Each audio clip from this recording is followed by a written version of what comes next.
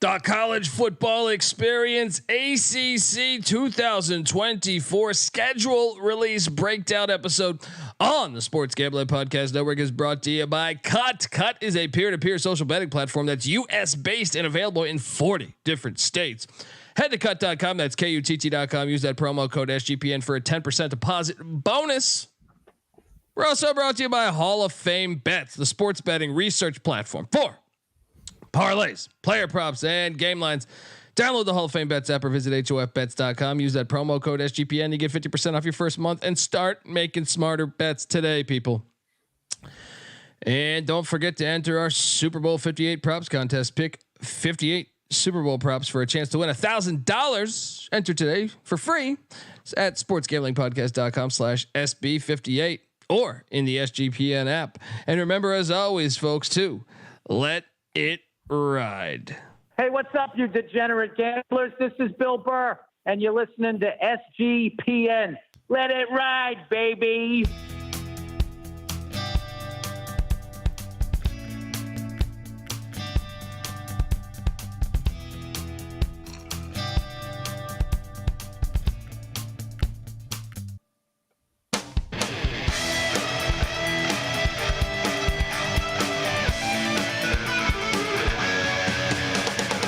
Yes, yes, yes. Woo!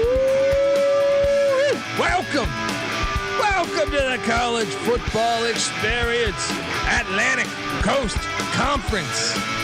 I don't know if that fits anymore, but still, ACC Conference 2024 schedule All breakdown. Coast Conference. Yes, All Coast Conference is going on. And look, folks, you might have been wondering, this episode was supposed to come out last week. I had a emergency, so to speak, where that episode did not get done. So here we are now. And you know what? I feel like these guys were unprepared, so I wanted to give them another week to deal with my heat. Who was to? Yeah, Never. Yeah. Folks, hop on over youtube.com/the college experience. You can watch this show as we're going to break down every single team in the ACC. It is now 17 teams in the ACC. So we're going to break down that. I was going to add in Notre Dame, but Notre Dame hasn't finalized their schedule. So scratch the Irish. They'll have a separate episode. But yeah, we have a lot to talk about. If you're wondering who the hell you're listening to, my name is Colby Swig, Database Dad, a.k.a. Pick Dundee. That's not a pick. This is a pick. He was raised in the land down under, where a man thinks on his feet, speaks with his fists, and lives by his wits. When Dundee happened, he was a superstar. I'm probably drinking too much and celebrating too much and not sleeping.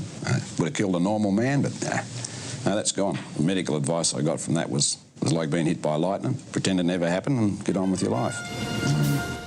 I mean, 17 teams. 17 teams with a fringe 18th team. It's happening. We're going to talk all about it. We also have some news. It's been 2 weeks since we've talked, so going to have to talk on this news. What can happen? Yes. I am joined by my co-host. Give it up for former JMU Duke defensive back, the burrito eating, sideline kiss stealing, wheeling and dealing, Patty C in the place to be. Hi-oh. Let's get it going. I mean, no one wants to be a college coach these days. You got coaches quitting left and right. We're going to talk a little bit about that. People retired, say, no, I don't want to handle this shit. We got a court ruling with fucking Dartmouth. We got the NCAA coming for Florida and Tennessee. We got the SEC and the Big Ten saying we're going to be our own little thing. We have a committee. Power 2. We'll talk all about it, folks. But before we do that, I want to tell you about our guy batting third here. Give it up for the DFS god himself, the rooftop IPA drinking, homebrew making, tobacco road living, the free lock giving, former Herndon Basketball League MVP. Give it up for NC Nick in the place to be. There we go. What's up, guys? What did Bosworth say? The National Communist Association? Something like that, right? I think that was the Athletic Association for the NCAA. Sounds about right. Sounds like something would come out of Bosworth's mouth. And that was back when we really didn't like commies. Yeah, things have changed. They're back in. They're back in now. So I don't even know where to begin. We have some substantial news. Let's start with this. And then I'll lead into the fucking Dartmouth basketball. They basically challenged the courts, and the courts favored in basically the fact that they are employees for the university, and that's a new ruling, basically saying that they can join, they can join a union, and you're an employee of the university. That might be, I mean, it's too early to tell, but that might be the nail in the coffin for all of this stuff here. Leave it up to some Ivy League school. I thought someone brought up a good question. Someone, one of the Lehigh podcasts I listened to, was saying, "Wait a second. So you're telling me if the musicians in a music class and practicing forever, right? Because that's basically what they're saying. There's only so many practice hours they can do now, right? They're an employee of those laws come in effect now with this. But they also bring money into the organization. Yes, but like my point is that so if you're playing the fucking flute, and this is what someone was saying, and I thought it was an interesting point. If you're playing the flute and you're practicing all day at that, that's okay, even though you're part of the band or the whatever, but if you're playing basketball for over, the flute players not bringing money into the university. Well, if they're playing at the games, I think you could argue that. Yeah, I mean, you could definitely argue that they are a contributing member to the whole scene there. To the experience, to the entertainment experience. So are they getting paid? No, they're not. That's another question. But that's what I'm saying. So like where's that fine line there? Well, the players aren't supposedly getting paid by the university. They're getting paid by the NIL collectives. So now that they become employees, Colby, what you're saying is now some labor laws. It's something I haven't thought about at all. I haven't thought about that. I mean, I guess a lot of overtime. The article was saying like you can't do more than The article I was saying was, I mean, now obviously it's so early on. We'll see, if what happens legally, but they would be entitled to money with, I guess, their TV contract or something. You know what I mean? Like, at least minimum wage, but then a university could pay as much as they wanted to, which is going to favor the big schools again. Now, some people think that'll be the end of a lot of programs in your athletic department. Maybe not football or basketball because of the Title IX implications. No, just the fact that you have to pay them. If you have to cut your slice of the pie with the fucking rowing team, maybe they're saying rowing's not important. They don't bring in any revenue. I don't know, but it's an interesting case to follow. I mean, do you guys have any thoughts besides that, Nick? I think it's way too early to tell. Like I wasn't, ready to talk on this either. Like I would think that if you have to pay all athletes minimum wage, I mean, minimum wage for a rowing team of like 12 guys probably isn't that much, but a lot of these athletic departments are strapped as it is. It's not like they have excess money to pay these sports that don't bring anything in. So, I don't like it, but here we have one more thing where we're going to kind of a semi-pro or a flat out pro model. So, collegiate sports as we knew it is a thing of the past. And Noah here working behind the scenes, youtube.com/the college experience, pulling up Dartmouth basketball record, 5-14. These little bitches want money. Yeah. Right? What's going on here? How about you play better? All right. The weird thing is that hasn't the Ivy League been, at least as far as football is concerned, like the biggest proponent of amateurism out there? They refrain from paying any scholarships in order to maintain the ideals of amateurism, and then they would get around that some too. Though they're not going to pay any athletic scholarships, but then they just find some basketball players that are really good, and they kind of sneak in an academic scholarship to get them on board. The good ones, at least, the good basketball ones. Gotcha. Yeah. Either way, I mean, I think it's a dangerous spot for. I'm not opposed to it. I'm just I don't know the ramifications, and to me, that's the scary part. Is like, does this mean like a lot of schools, are going to say, "Hey, what am I doing? We're paying, how many players are on a fucking roster in football?"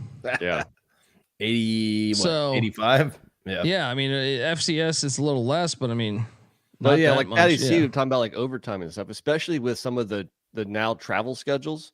I mean, basically, you're paying somebody that whole time, so you got Cal going back and forth from coast to coast. That's going to get interesting. Yes, It's all crazy. It was like I'm reading it right now. A regional director of the National Labor Relations Board issued a watershed ruling. So, I mean, that sounds like, that's going to impact every college in America. Yeah, I wonder if that goes state by state or if that's a national thing. I don't know how that. I'm just a fucking idiot over here consuming alcohol, but we're just trying to pick winners, talk about schedules. I thought it was substantial. We're not lawyers. Yeah, we don't know what the fuck we're talking about. That's basically what's going on. Yeah. So wait, what's going on? Well, I don't get the brain back. Anyway, other news. The NCAA they're coming for Tennessee and Florida for NIL related stuff. Tennessee's doubling down, saying, fuck you. They even got the Virginia governor to send a letter to the NCAA saying, bring it on. How's Virginia into this? UVA hasn't bought a player since Ahmad Brooks. You know what I mean? What's going on here? Either way, I mean, isn't it hilarious that they're coming after him now? Like Tennessee was paying players illegally and they never went after him. Yeah, but now they're coming. Tennessee self-admitted over 200 violations. They didn't even come down on them. Yeah, and now they're coming at it for it's just so stupid. It seems like the NCAA is trying to say, hey, we still matter. We're still important. We need to make a splash and go after somebody. Yeah, and then you have what'd you think about the they're calling it the Big Two? I know NC Nick texted us saying, I've been telling you guys this for a while. I've been telling you guys it's a power two. It's a P2. I mean, this is scary too, because my first thought is if this happens, with essentially Greg Sankey and who's the new Big Ten commissioner, Tony Petitti, I think it is. They are forming a partnership, right? I forget. I think that's what they said it was. But the scary thought to me is, what Sankey wants, right? He wants that 96 team NCAA tournament. Oh, geez. I think he's going to get it personally, man. Let me call you out here, Colby, because I feel like you have been a proponent of gigantic tournaments, regardless, and I think you've even said the NCAA tournament could stand to expand. I could be wrong there, but no, I mean, I'm happy with 68, but I'll say this. I definitely don't think, because what Sankey wants is he wants every SEC team in.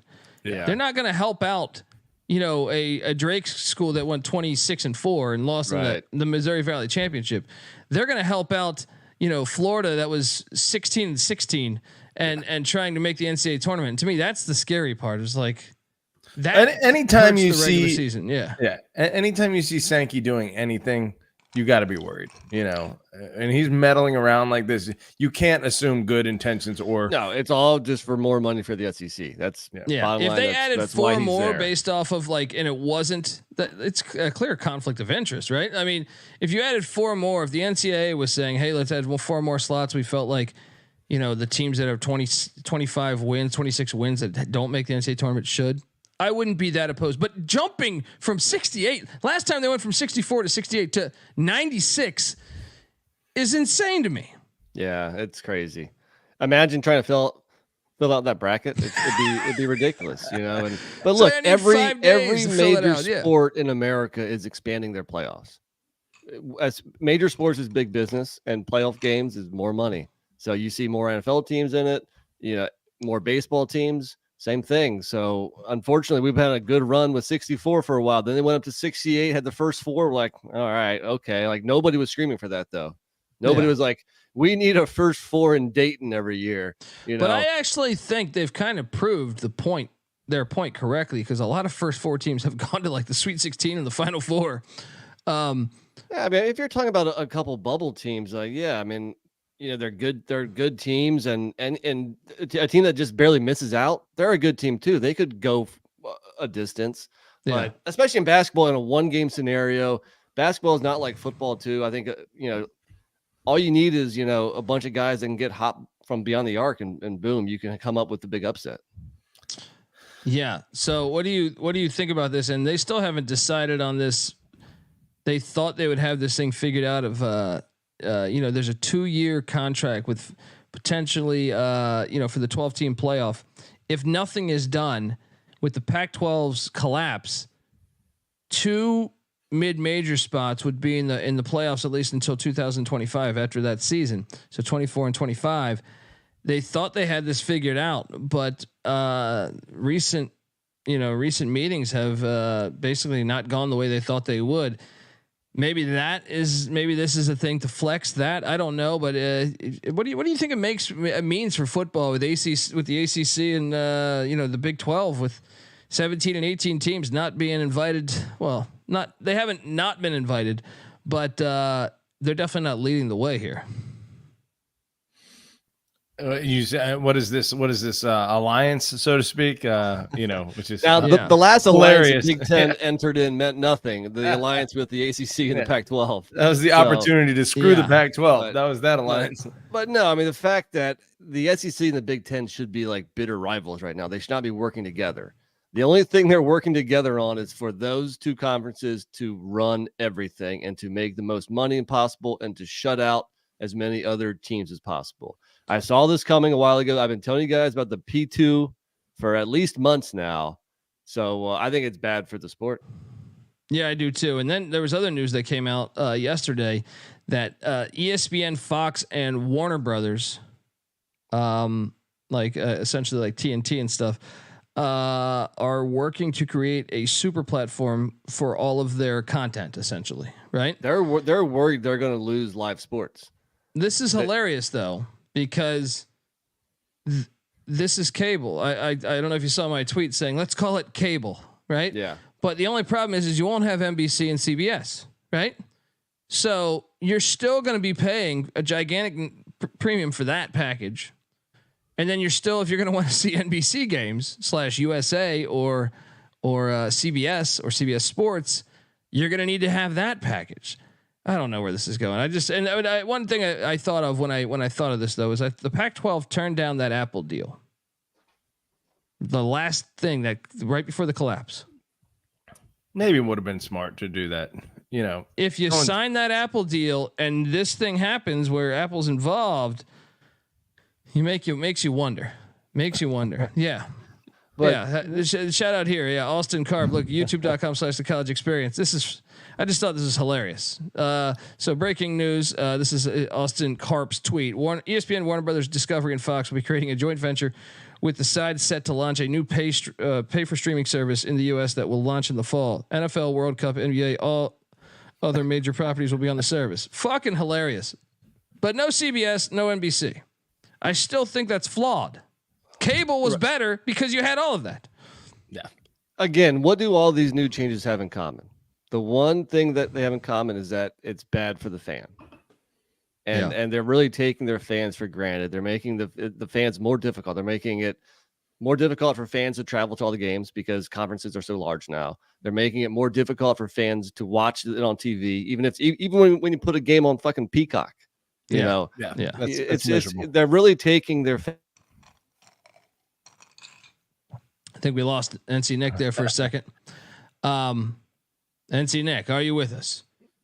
He's probably making great points right now. Probably making great fucking points. Oh, I don't even know. I don't even know. They're taking their fans for granted was the last thing you said. And that's that in the long run, that's a poor business model because when things are good and when you're fat and happy, you can do that. But it's long run, it's not a good business model. Yeah. I mean, I don't know. It's got me. I'm not worried about the networks. They're gonna figure it out. They're gonna make their fucking money. They're gonna make themselves happy. They are gonna screw the fans over. I mean, if the coaching situation is any indicator of, that could be the first step in the downfall of college football. If that's ultimately what we're getting at here, the great innovative minds, Chip Kelly being one that, Let's talk exactly about that. So Jeff Hafley, head coach of Boston College, says, you know what? I quit. He says, and then he's gone. He takes the defensive coordinator position with the Green Bay Packers, and he's gone saying, he goes, it's too much. He says, it's too much. I got to sit there and talk to my NIL collectives. I'm like the general manager for the team. I'm the coach. I got to keep my roster together. It's too much. He said, I just want to coach football. And that was his comment, saying, I'm going to the NFL. I just want to coach football. Just quits right on his team at a terrible time to do that, considering like the hiring season. And then you're now getting reports Chip Kelly has, now he's on the hot seat. Chip Kelly's a little different. I guess Hafley was on the hot seat too. Hafley was, his seat was a little warm too. Chip Kelly is basically saying, he's interviewing with the Seattle Seahawks for the OC position. I think he wanted to potentially maybe get a sit down with the Redskins or a few other NFL ones. And my first thought was Boston College, with knowing Chip Kelly. What was he at? New Hampshire, was it? Yeah, was that New Hampshire? The Boston College should pick up. Ryan Day was up there, and I think Kelly was associated. That'd be interesting. Chip Kelly at BC. Yeah. So the rumblings. It fits. Bill O'Brien. The only thing I care about, O'Brien, Kelly, they're both Irish dudes coaching Boston College. That's all I care about.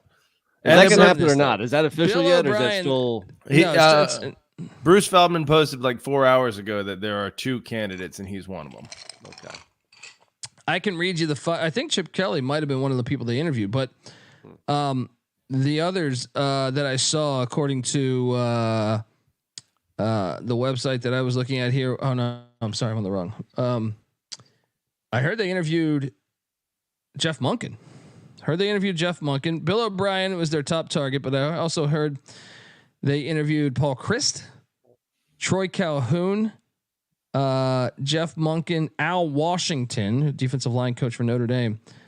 And it makes you wonder maybe Chip Kelly was not one of them, but to me, that's the no brainer if he wants out, but maybe he doesn't want to be in the college game at all. Are they really thinking triple option with Monken and they should at Boston College? You're never gonna. They should. That would be honest. interesting. I mean, if BC went triple option, that'd be pretty cool. That would be great. But Bill O'Brien to me is the one that I think is so Boston College as far as I think they'll be back in the same process in 4 years. Yeah, I don't think he's a very good coach. But it's the same as like Tom O'Brien. Remember they had Tom O'Brien? Yeah. Whether it's Dan Henning, whether it's Tom O'Brien, it's such a boring fucking hire. These old bland white guys. Yeah. It's like you couldn't do. I think outside the box, Boston College. You might not have a fucking conference in a couple years here. It is. Boston College has survived as a 7-5 team for 50 fucking years. They're gonna survive. That is their identity, and Bill O'Brien will deliver them that. Here it is. I think in order to become head coach at Boston College, you have to look like you could be a priest. I think that's their hidden rule. Definitely. And then also San Jose State did hire Ken Niumatalolo. We didn't have a chance to really break down that one, but those are so. I mean, what do you think about these college coaches just saying, you know what, fuck it? Because before it seemed like in college basketball and college football, it was almost like, no, you had your own it was almost like La Cosa Nostra here. We had this thing of ours. You know what I mean? With this thing of ours where you can become a legend, be a lifer in college. And now it's like, no, fuck this. I'm out. Let me go to the NFL. Let me go to the NBA. Let me retire. Or let me retire. Yeah. I mean, I think UCLA, I think Chip Kelly's got UCLA going. I'm pretty shocked at that. I guess, he feels disrespected because I would too, because I think he's done a good job. But what do you make of it, Nick? What do you think this all is? We shouldn't be shocked because we talked about it with college basketball. We talked about it with a lot of the old guard retiring and even some of the younger people like Jay Wright. So we shouldn't be surprised because the job is different now. The job is a lot tougher. So sure, I'm not surprised that some of these coaches are leaving. Yeah, and Chip Kelly to Boston College, would that be the best thing they could do hiring wise? Better than Bill O'Brien. Well, Chip Kelly, I feel like he's coached up to his recruiting ranking. Essentially, Oregon was, I believe, pretty elite while he was there. You know, even early on. Who did he take over for? Mike Bellotti. He took over from Mike Bellotti. So maybe he outperformed, but I think probably that scheme was pretty cutting edge there at the time. So maybe he coached a little above his talent level there. But then the recruiting hit like a top 10 level for him, and he was a top 10 coach. Still, you know, getting to the national championship, maybe slightly above his level or the talent level. At UCLA, probably maybe slightly above the talent level. Were they like 8-4 most years under him? But I think they have a horrible NIL collective. Like I think it's one of the worst. Yeah. And maybe a lot of coaches don't. A lot of the coaches don't coach up to their talent. I mean, just look at some of the big programs in the SEC who haven't done much lately. I mean, A&M, you know, screams as not coaching up to their talent. Yeah, Auburn hasn't lately. Yeah. I mean, there's also rumblings that if Bill O'Brien takes the Boston College job, then Chip Kelly will be Ohio State's next offensive coordinator. And they just the old switcheroo. Yeah, either way, I mean, it's kind of crazy. Did Ryan Day work with Chip Kelly? Chip Kelly, yeah. Okay, so there is familiarity there. What do you make of Niumatalolo landing at San Jose State? No, he's not going to run the option though, right? I don't believe so because he hired an air raid guy. So that's weird. From Hawaii. Yeah. It's weird that a triple option coach is not going to coach the triple option. Especially when he had such great success with it. He had a lot of great success with that. Right. So, what's his role then going to be? Like, what's his focus? He going to be Mr. CEO type? I mean, because he's never been a head coach at a non-military academy either. So it's a strange move if he's not going to run the triple option. He was the offensive coordinator though for Paul Johnson at Georgia Southern, I think it was. Triple option. Yeah, no, but that's what I'm saying. It's like it's pretty shocking because he's never not ran. Yeah, the option. So if his fingerprints aren't going to be on the offense, and they're not going to be on the defense because he was an offensive coach, what's he bringing to the table, really? Yeah. Is he a great in-game coach? Is he a great recruiter? He was with Chip Kelly last year at UCLA. Maybe he learned something there. A year? I don't know. Yeah, I think it's a better hire than some of the other possibilities that they were talking about at the time. But yeah, I guess we'll see. I'm not saying it's a bad hire. I'm saying it's a strange hire and it's got red flags. Yeah, should run the option. They're stupid. Shout out to Nate Cerna and Richard Gersberger in the chat. What's up, guys? Yes, shout out to Dick Gersberger. Look, before we break down, we're gonna go team by team, breaking down every single team in the ACC, the new ACC. But before we do that, I want to tell you that the college football experience is brought to you by DraftKings Sportsbook. Looking for a super offer for Super Bowl 58? Well, DraftKings Sportsbook has got you covered. New customers can bet on the big game and turn $5 into $200 instantly in bonus bets. So what are you doing? Download the DraftKings Sportsbook app now. Use that promo code SGP. New customers once again can bet $5 and get $200 instantly in bonus bets only on DraftKings Sportsbook, an official sports betting partner of Super Bowl 58 with the promo code SGP. The crown is yours. Gambling problem? Call 1-800-GAMBLER or visit in West Virginia, visit www.1800gambler.net. In New York, call 877-8-HOPE-NY or text HOPE-NY. In Connecticut, help is available for problem gambling. Call 888-789-7777 or visit ccpg.org. Please play responsibly on behalf of Boot Hill Casino and Resort in Kansas. 21 age plus, varies by jurisdiction, void in Ontario. Bonus bets expire 168 hours after issue. And cdkng.com/football for eligibility and deposit restrictions, terms, and responsible gaming resources. Whew. We're also brought to you by Underdog Fantasy. Look, Underdog Fantasy is a way to play alongside your favorite fantasy players all season long. They got NFL, they got NBA, NHL, college basketball, college football. They got you covered. Simply pick higher or lower on your favorite players' fantasy stats and cash in. You can win 100 times the amount of money you enter with some of their spicy plays. So what are you doing, folks? Watch along, make picks, make some extra cash on UnderdogFantasy.com or their mobile website, or I'm sorry, their mobile app. So when you sign up with the promo code TCESGPN. Underdog will double your first deposit up to $100. Once again, that's Underdog Fantasy, promo code TCESGPN. All right, enough of this guessing how college football will look in 5 years. We fucked the whole thing up, but we're gonna be here for you to talk about that. I mean, I feel like if you just were like to talk to someone who died 20 years ago or 10 years ago and tell them this is college football now, I think they would be going like this. The fuck is that? Shit. Anyway, let's get to it. I have graphics, youtube.com/the college experience. I have some sweet graphics. So we're starting off.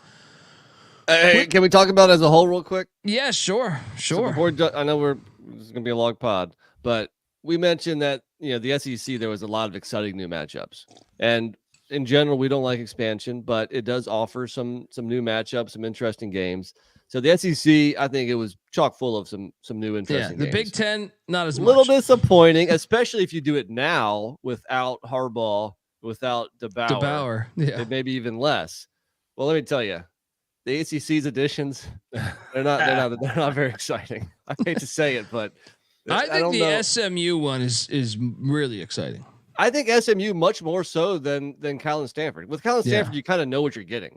With SMU, you have a true wild card. You got a rich ass university that wants to succeed, and now that they're in, I guess, what are we gonna call it? We're gonna call it P4. A couple episodes ago, they're on tier 2. I said this is the M2. This is the mid 2. Yeah, but I'm gonna push back on you guys a little bit about Cal and Stanford. I agree with you on SMU. I think they have a huge potential, and if they keep investing and have the clout and access of a Power 5 conference and access to Dallas, they very well could, blow up and become a 10, 11 win Power 5 team, find their way in the playoffs. Cal and Stanford, Colby's noted a million times, ACC goes out west and takes They Oh, L's. suck. They suck historically. We should figure on a 4-1, home schedule anytime they're playing, 5 home games. I don't know about Stanford right now because I think I like the hire, but I need to see more with Troy Taylor, who's great at Sac State. Stanford is still high, super talented, like more talented than Cal's the one that I think could really be interesting because before they were in the Pac-12 North, I know that Pac-12 got rid of divisions a year ago, but I still feel like they were playing a much harder schedule. So when I was going through, I'm like, well, fuck, is Cal going to benefit from all the I could see 7, 8, 9 wins. I don't know necessarily about this year, but I'm saying moving forward with them. Let's pump the brakes on that a little bit. Look, the Pac-12 has been really good the last 2 years.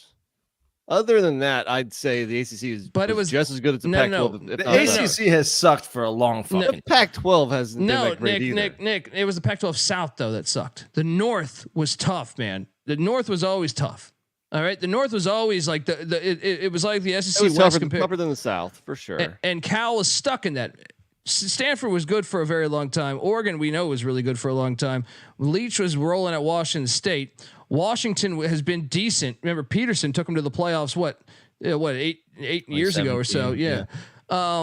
So the North was always good. And Oregon State was weak for a little bit there with Gary Anderson, but the South is where the dead weight was.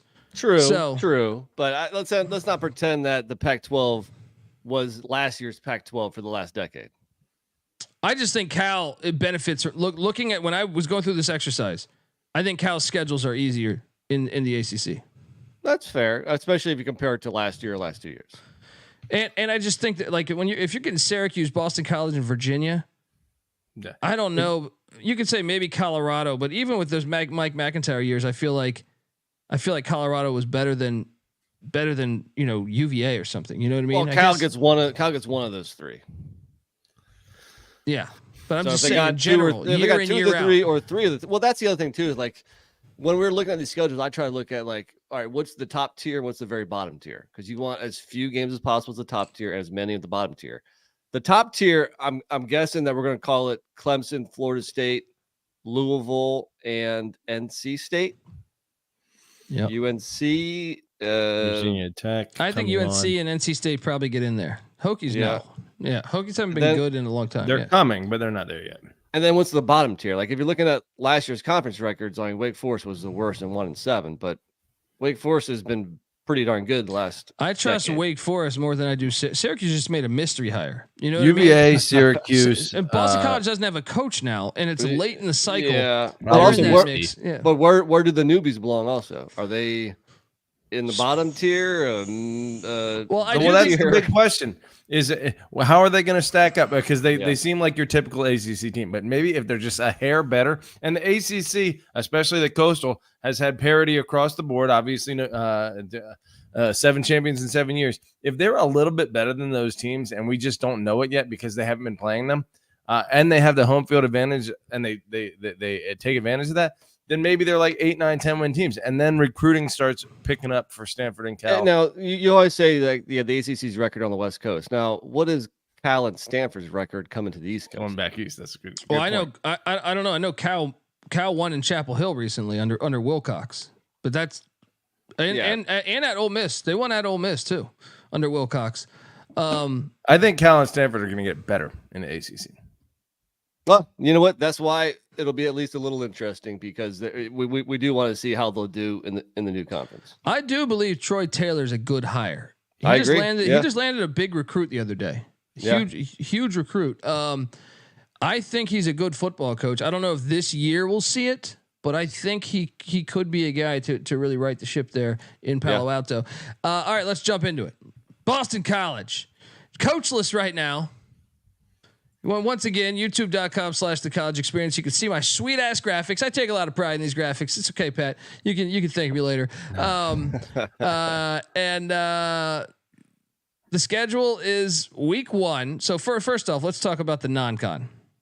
The non-con is Duquesne, which is week 2, at Missouri, home to Michigan State, and home to Western Kentucky. I got to be honest. I think you're looking at 1 and 3 there because of the hire is going to be so late in the year, right? Well, it's a tough out of conference schedule, and if you look at the difference between the ACC and the SEC, yes, they both have 8-game conference schedules, but most ACC schools, I think at least the majority, play 2 P5s, which we used to call it P5s, 2 power conference opponents out of conference, where SEC teams in general only play 1.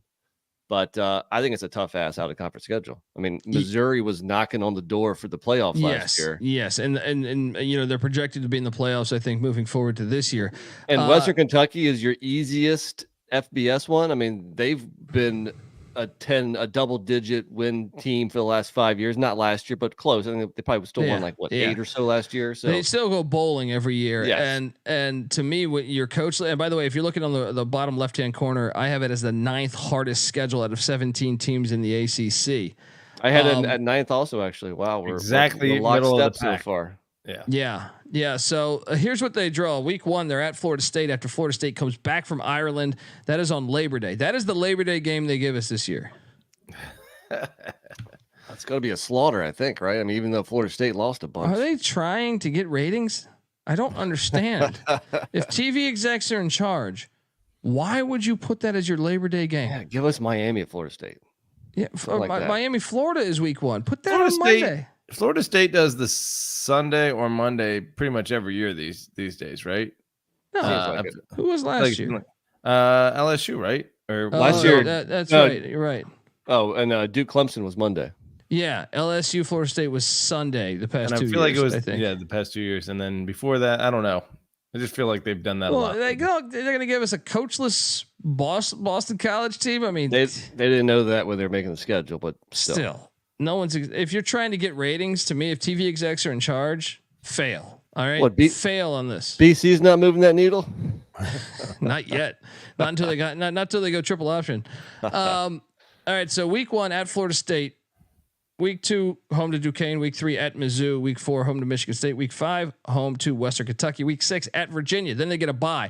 Then they're heading to Blacksburg on a Thursday night. Then they're home to Louisville.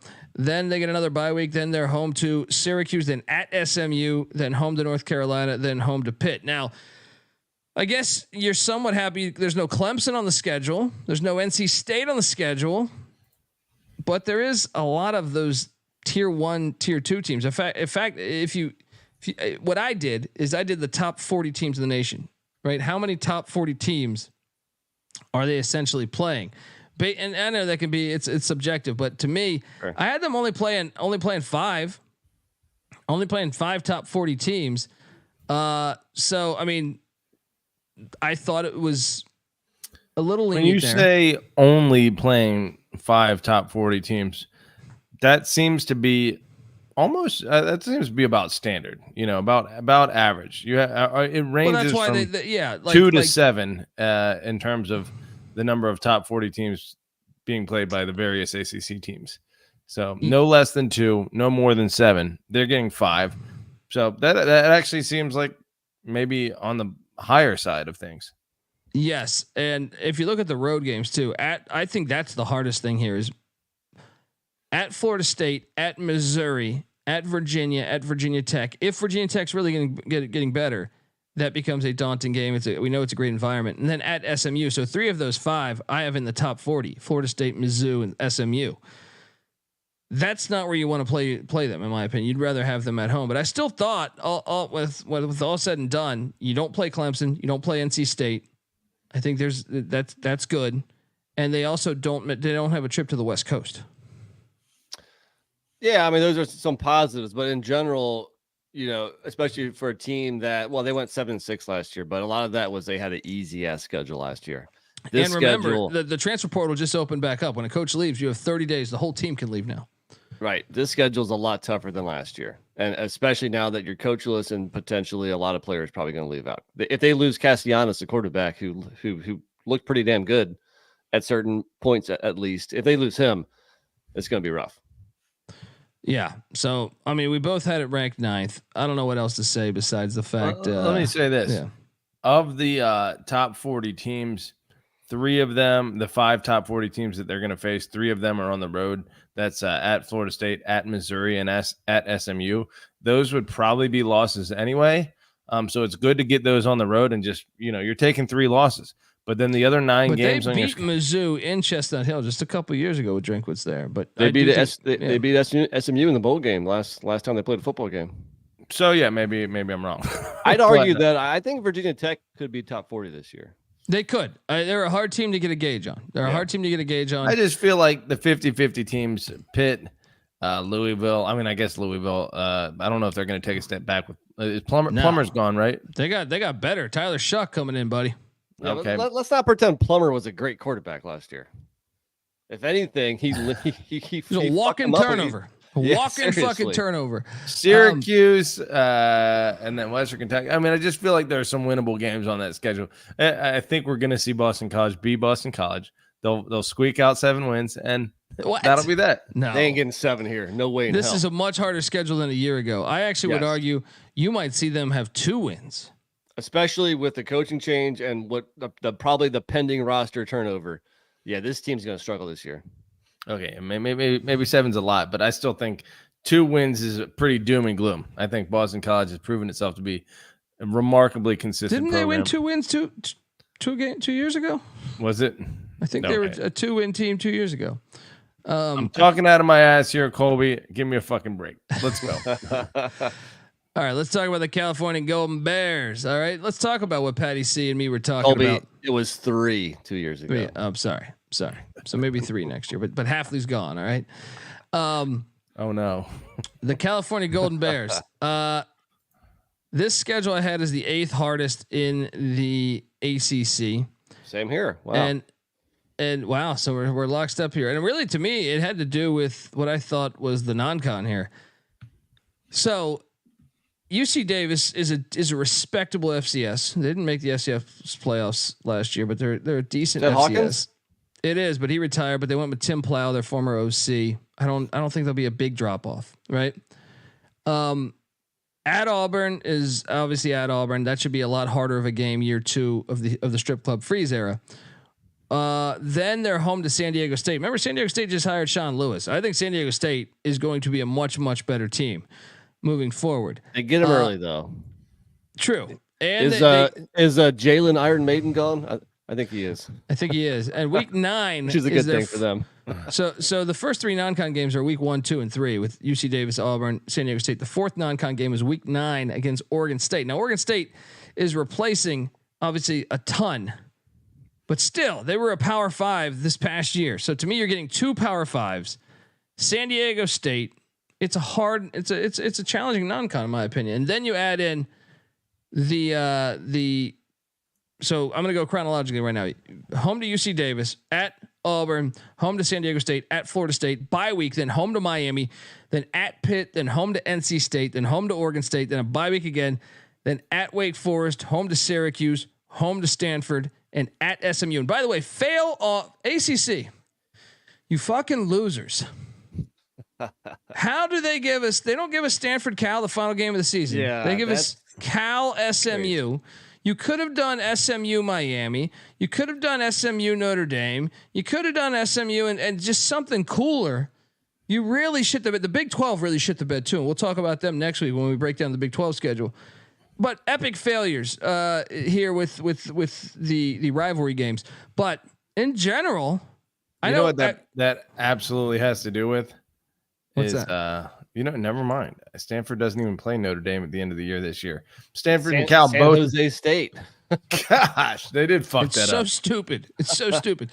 But I will say, like this schedule, they get at Florida State from the ACC, like tier 1 that we were saying. Florida State, NC State, they're the real tier 1. I know you can say maybe Miami. They get Cam Ward in from Washington State. They're spending all this NIL money. Maybe Pitt's better this year, but Nick, this is my point. Is like, I'm not going to call for like a 9 or 10 win season from Cal, but it wouldn't shock me.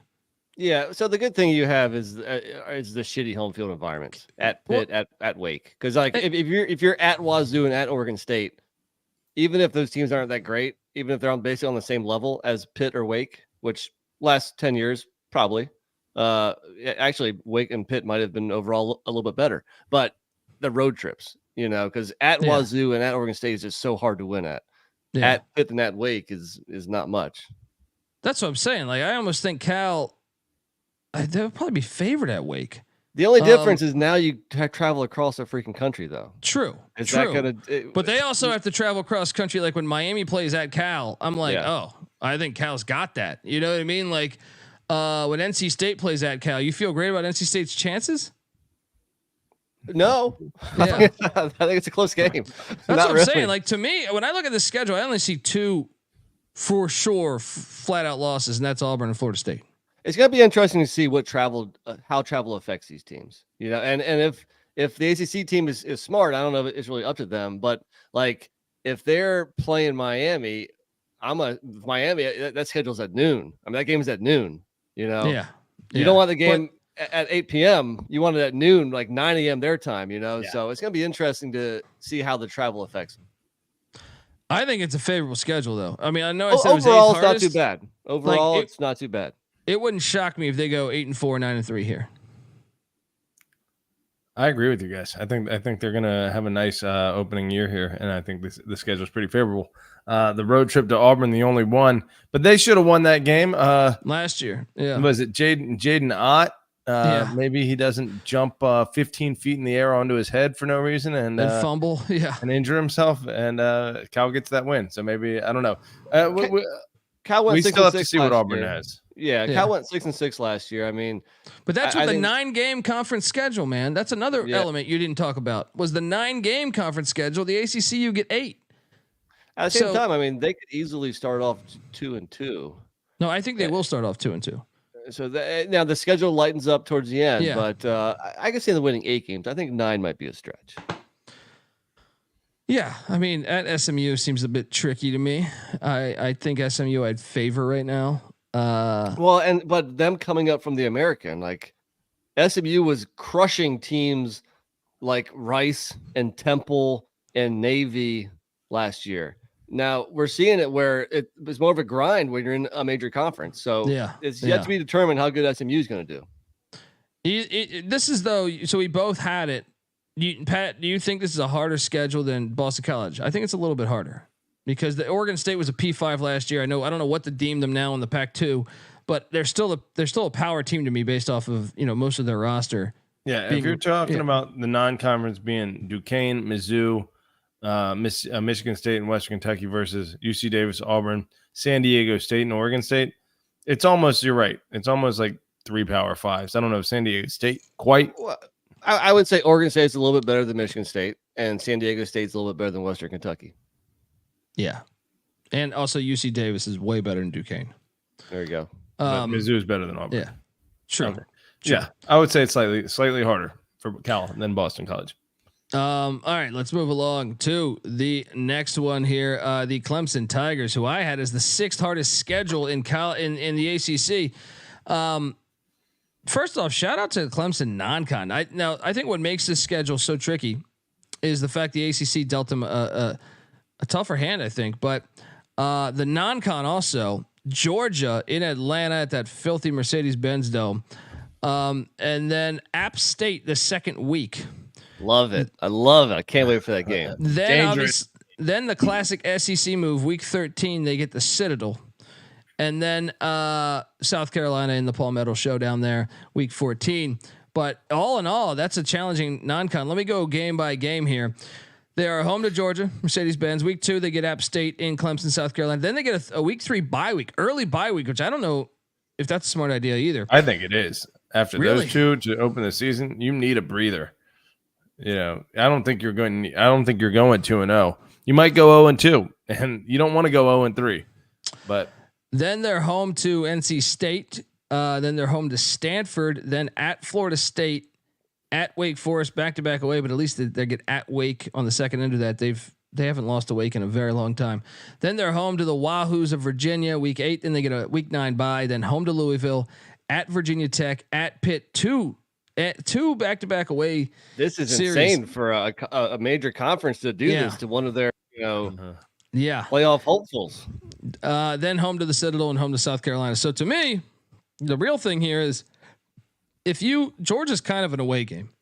It's in Atlanta, 60-40, 70-30. I don't know what you want to deem that to be, but either way, they're going to be 7-8 point dogs there minimum. Yes, and to me, like when I think about, then they have to go to Tallahassee this year, at Wake the very next week. Now they should get by Wake, but then at Virginia Tech, if they're as good as we thought, we know that environment's going to be crazy. And then at Pitt, week 12 is going to be cold as shit probably in Pittsburgh. That's like November 16th, 17th. They lost the last time they went up there, I believe, if memory serves me correct. So I think it's a very tricky schedule. And then you have the home games like NC State and Louisville. Even South Carolina beat them the last time they played at Clemson, South Carolina 2 years ago. So I think this is a challenging schedule. I'm no excited West Coast to see trips. It. That's a bonus, but I think this is one of the toughest. I think this is like a top 4 tough. I had it at 6 toughest. I think the real difference for me is I only had them at 4 top 40 teams: Georgia, NC State, Florida State, and Louisville. So Boston College had more than that at 5. Also, they play the least amount of road. I gave it a 4.5 because that neutral site games. You know, a lot of other schools played. You know, not every school, but like Georgia Tech, Duke, some of the other ones, Louisville. A lot of them played 6. Stanford played 6. Virginia played 6. Virginia Tech played 6. So I docked them a little bit there. For still, that. You got 10 P5 opponents and App State. Yeah. That's tough. I would say when you consider the expectations at Clemson, that's where this starts to look like a harder schedule because it looks hard for them to. What do you think the expectation is? The pressure's probably starting to get on Dabo. They want 10 wins, I'm guessing, in the regular season. They want a playoff berth in the 12-team playoff. Georgia's probably going to be a loss. That's essentially a road game, or like you said, 60-40 in Georgia's favor. App State after a body blow by Georgia, that could be a loss there. You might start 0-2 and be on the fritz right off the bat. Then you got to go to Florida State, follow that up with Wake Forest, and then you got the at Virginia Tech and at Pitt back-to-back. 3 losses seems pretty likely against the schedule unless Clemson's taking a step forward. I mean, I agree with you guys that like all things considered, there are harder schedules out there, but for Clemson to meet the expectations, this is a much harder schedule than Clemson traditionally plays, in my opinion. Yeah, and if you look at Clemson in the last 2 years, I think you should expect at least 3 losses. I mean, they lost a ton too. I almost think with the guys they lost on the defensive side of the ball. Right. Last year they were 8-4, and 8-4 in the regular season, and the year before that they were 10 or Yeah, 10-2.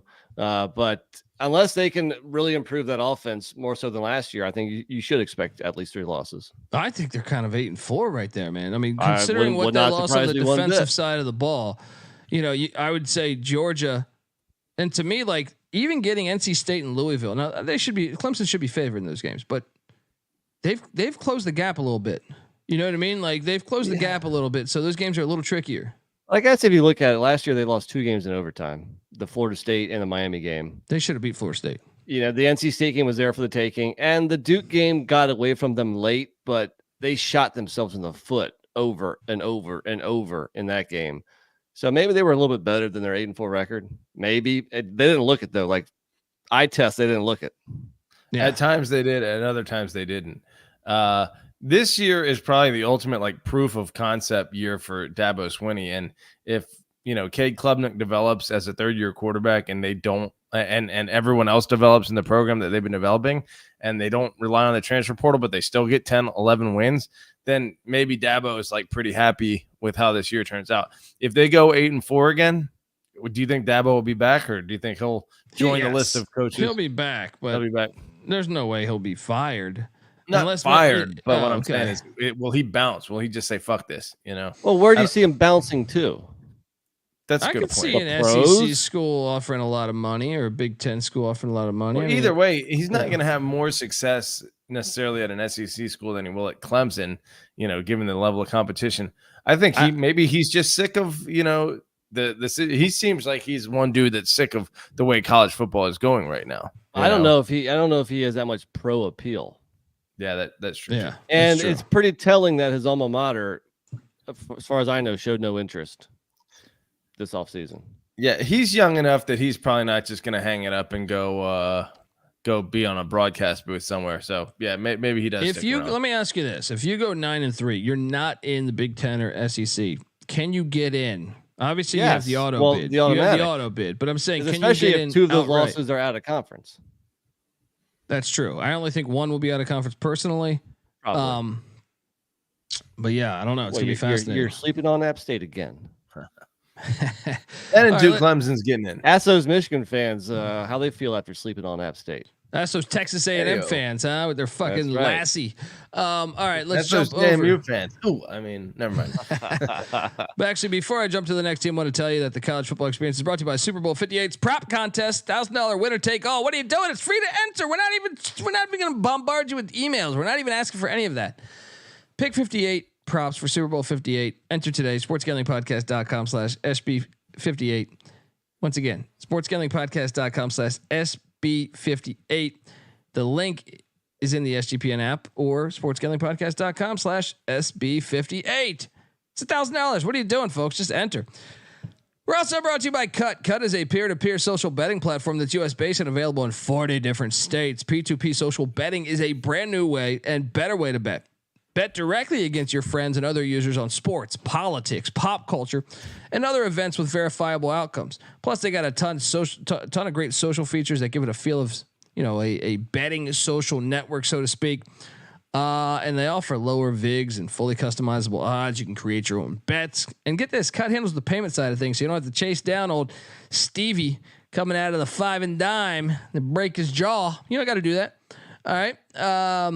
So what are you doing? And get this, our partners at Cut are giving away $5,000 to the user who refers the most new depositors by the end of Super Bowl weekend. So you're going to get 5,000 smackaroos. All you have to do is invite your friends to sign up for Cut via the invite friend button on your dashboard and have them deposit before Monday. The user with the most depositor referrals will get $5,000 in site credit automatically added to their account next week. So what are you doing? Head to cut.com. That's KUTT.com. Use that promo code SGPN for a 10% deposit bonus. We're also brought to you by Game Time. Look, buying tickets to your favorite event shouldn't be that stressful. Game Time is the fast and easy way to buy tickets for all sports, music, comedy, and theater that is near you. With killer deals on last minute tickets and their best price guarantee, you can stop stressing over the tickets and start getting really freaking hyped for the fun you'll be having at the event. So what are you doing? Snag the tickets without the stress with Game Time. Download the Game Time app, create an account, use that promo code CFBX for $20 off your first purchase. Once you get terms apply, redeeming code CFBX for $20 off. Download the Game Time app today. Last minute tickets, lowest price guaranteed. All right, we are back on the college football experience. Let's jump on over to the Duke Blue Devils. There we go. You gotta start using that retro logo. YouTube.com/the college experience. That's a badass logo. Why aren't they throwing that thing on the fucking helmet more? That was what they used in the 60s and 70s, huh? You don't like it? Not weird. It's fucking awesome. It's a little much. It's busy. It's like the Sun Devil. It's like the East Coast version of the Arizona State Sun Devil. It's great. Yes. You know? Duke, I had ranked as the 7th hardest schedule. Now, I know me and NC Nick, I think we're talking, he's a Duke fan, so we were talking a little Duke before the game. Manny Diaz era begins.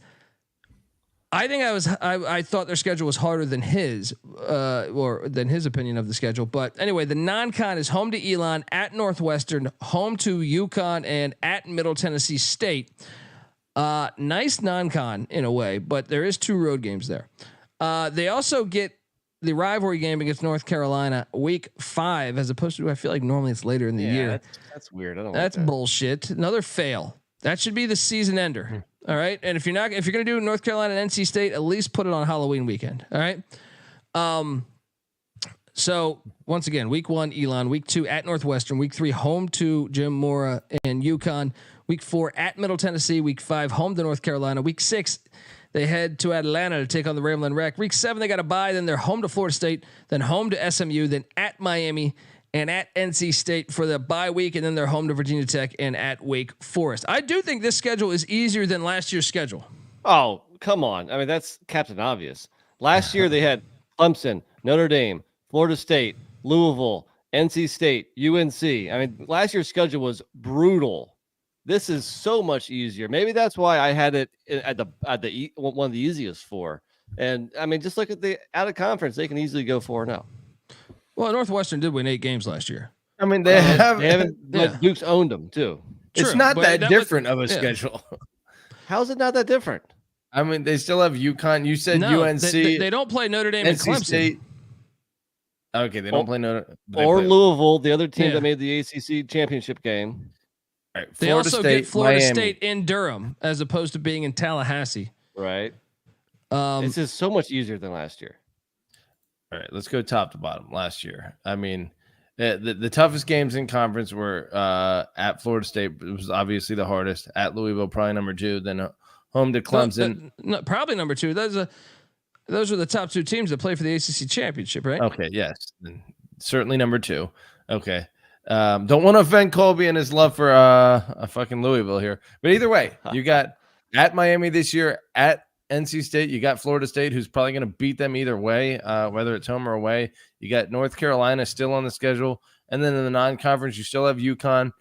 You got Virginia Tech on the schedule. Granted, the fact that that's in Durham makes that a winnable game. Maybe a little easier. I don't think it's like night and day. There's no Clemson or Notre Dame. The Notre Dame or thing. Louisville. The Notre Dame thing does. Yeah. Right. Clemson, Notre Dame, or Louisville. Like, to me, at Miami, I would much rather play at an empty stadium than at Louisville. Look, Yeah, I'm not of course. You might tell me there's 5 road games or 6 road games, but 6 the only road games, tough yeah. one, the only tough one is NC State.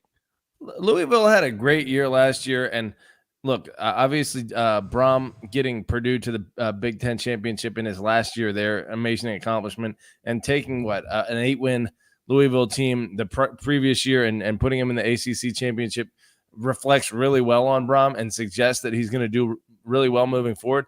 But forgive me if I'm not sold on Louisville as a program that's going to dominate the ACC moving forward just yet. Well, I don't know about dominate, but at the same time, like, I don't think you can. I mean, you were a skeptic a year ago when I said they're going to play for the ACC championship. They played for the ACC championship. I was. Lost. Their schedule was Yes. fucking, easy as But shit. they also, I don't know. but dude, they also their schedule. They played 11 Power Fives. Now, it was still a favorable schedule with 11 Power Fives. Hey, we're talking about Duke here, all right? It's not going to Louisville yet. but I believe it'd be foolish to not think he's doing a great job. Oh, he's doing a great job. Yeah. I'm just not sure that that's a harder game than Miami at Miami next year. At Louisville's always tougher than at Miami. Yeah, Miami. There's no a crowd in Louisville. Yeah. No, Miami's a much more talented team, and they're hopefully build. I mean, they just have the number 5 recruiting class. At some point, Miami has to stop being the fucking sole anomaly in terms of recruiting rankings, producing Louisville has been better than Miami for a lot of the past decade. Yeah, it's a slightly more challenging game in my mind to play at just Louisville. The fact they have fans show up. So here's the difference. It's like Nick's argument with Oregon State compared to Boston College. You know, like going to play Oregon State when you're Cal or Stanford, it's trickier because it's harder to win when you have fans, you know, rip roaring, you know, in your face the whole game. Miami, they lose at home all the time to shitty teams because no one goes to the games. Let's bring this back into Duke's schedule comparing last 2 years. This year's schedule is easier because of 3 reasons. Basically, the Notre Dame game is now Middle Tennessee. The at Louisville game is now at Miami, and the Clemson game is now SMU. So if you're not telling me that's easier, then I don't know what you're looking at. Yeah, I mean a little bit easier. Okay, and the Florida State games at home too. Yeah. So and okay. and I guess I kind of like it if you're going to get Florida State. I think last year they opened up with Clemson. Knowing they have a brand new head coach, at least their hardest opponents by week 8. You know? I know. I think that after beginning of Duke's after schedule, a bye. Yeah, I think Manny Diaz might look like the fucking GOAT coming out the gates, but the back end of that schedule is pretty tough. I mean, after that bye, Florida State, SMU, Miami, NC State, Virginia Tech, and Wake, 3 of those on the road. This could be like this 6-0, 6-6 finish. Syracuse. I don't think they Syracuse team. I think Duke might go 4-2 in the first 6. Maybe win one of those home games, you're 5-3. Win one of the road games, you're 6-4, and then 7-5, 8-4. One of those 2 records. See, but you had it ranked where, Nick, as your easiest? I had it at 14th, which is crazy because we're way different here. So I had it at 7th, and the logic for me was they have 6 away games, which is the most that anyone plays in the conference. Like they tie with a couple other teams, but easy away games though. Not every away game is true. Northwestern is not lit. Middle Tennessee, Johnny Red Floyd Stadium, great name. It's not lit.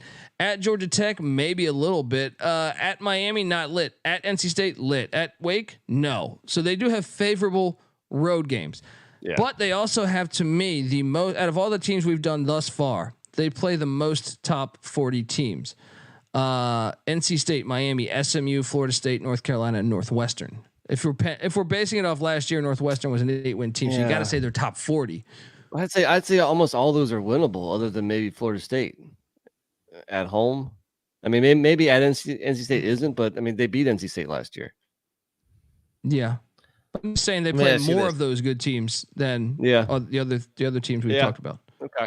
Schedule aside, with Manny Diaz at the helm, what do you expect the results to be against this schedule? I think there's a lot of opportunity here. I mean, the ACC is fascinating to me because you have so much quarterback turnover. You have Grayson McCall now at NC State. Miami's got Cam Ward. North Carolina's going to Max Lawn Chair Johnson. SMU, I got no idea what to expect. Virginia Tech, I understand Virginia Tech capped off a winning season by beating Tulane with 30 players out. I'm not ready to say Virginia Tech's a good team, right? Wake Forest, Virginia Tech throttled the shit out of UVA too, and UVA played pretty well down the stretch. And they bring back pretty much everybody. That's like one team that has the thing. continuity. The 11 starters back that I'll buy into, but I just don't know if they're any good. To me, they're when I think of Virginia Tech this next year, now we'll get to them because I do think the schedule breaks well for them. But if it wasn't for the schedule breaking well to them, I would say they're going to be 6-6, 7-5 at their ceiling. I do think Duke can be. I think Duke can go 7-5 here, and I think that'd be a pretty good first year. Yeah, that would. Pat, you think, I agree. Realistically, what do you think they'll go? I think that sounds right. Elon at Northwestern, I think that becomes a more of a 50-50 game, but at UConn at home, Middle Tennessee, the non-conference, I think they probably manage 3-1 or 4-0. North Carolina and Georgia Tech, I bet they split, maybe. And then they get one of the last 5 or 6, maybe 2 of those. I say 6-6 or 7-5 for Duke next year. Yeah, that would be a good first year. I mean, agreed. What do you want? Yeah. All right, let's hop on over and talk about the Florida State Seminoles. First off, I had this as the 10th easiest schedule or the 10th hardest schedule, whatever you want to say. I thought they got some nice little breaks in there. Playing Georgia Tech in Dublin, Ireland in week 0, because what that does. So the non-con, first off, is decent. The non-con is home to Memphis week 3, at Notre Dame week 11, doing the SEC route with Charleston Southern coming into Tallahassee week 13. Hopefully DJU doesn't get out for the season. And then home to the Florida Gators on week 14. So, I mean, you're getting 2 Power 5s. Decent. What do you mean? You got Notre Dame, Florida, and Memphis on the out of conference schedule. That's what I meant. I meant decent in a good way. I meant decent in a good way. Yeah, I'd say it's tougher than decent. A lot tougher than decent. But is it harder than last year's? What was their out of conference schedule last year? It was LSU, Florida and LSU. Florida. At Florida, LSU and Orlando. Who was North Alabama and Southern Miss. Tougher. Yeah, Memphis is definitely better than Southern Miss, but they get Florida and Tallahassee this year. But they're at Notre Dame, true road game. That is true. It's wash maybe. But how about this? They have 3 bye weeks. So week 0, Georgia Tech in Dublin, Ireland. Then week 1 after on Labor Day, Boston College in Tallahassee. Then a bye week, week 2. Then week 3, they are home to Memphis. Week 4, home to Cal. This is the tricky part for me right here. This 2-game stretch here. At SMU the week before they host Clemson. That's another reason why I think this year's schedule is easier too. They were at Clemson last year. They are home to Clemson this year. They're going to be 6-0. I'll say it. I'll bet the fucking house on that. They'll be 6-0. They lost a lot though, man. I could see that SMU game being sneaky. And who's the SMU quarterback game? now? DJU. Yeah. Oh yeah, that's right. Yeah, but they lost a lot on the defensive side of the ball. DJU is the guy that we were running out of Clemson. And he did good in Corvallis though. I thought he played well.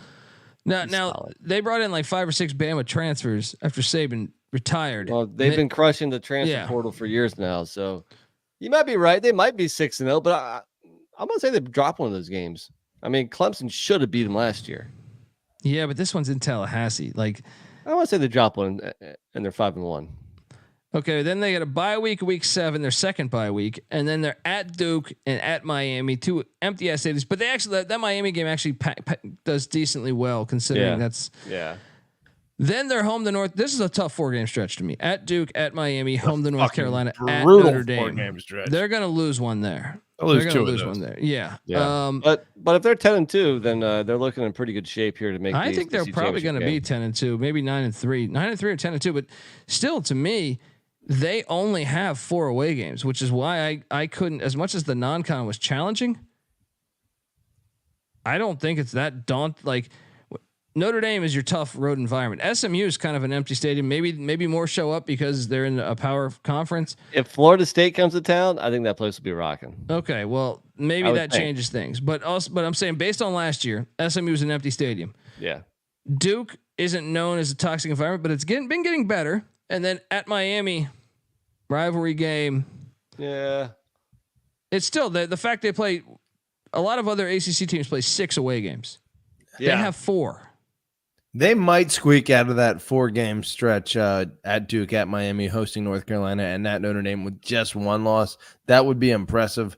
I do think there's probably 2 in there, unless Florida State is a much better team again than we think they're going to be. We anticipate some losses. We think they're going to have a step back, right? But I don't think it's that challenging of a schedule. I think last year's schedule was harder personally because you had to go to the swamp. You had You had LSU and at Clemson, and at Clemson. Florida. Like this one, I'm like, they could get through all that. You know what I mean? Yeah, like I think it's a little bit easier than last year, but not. It's pretty comparable, I'd say. But the team isn't as good as last year, most likely. That's definitely fair. Still, if he's really building it and they're comparable at all to the team they were last year, 10-2, I feel like is probably around the floor, maybe 9-3, but 10-2. And does that get them in the playoff? Probably. I mean, that first off, that gets sympathy them in the ACC play Championship from last game. year. Yes, and it gets them in the ACC Championship. Yeah, so I think that they're your odds-on favorite to win the ACC. Fair.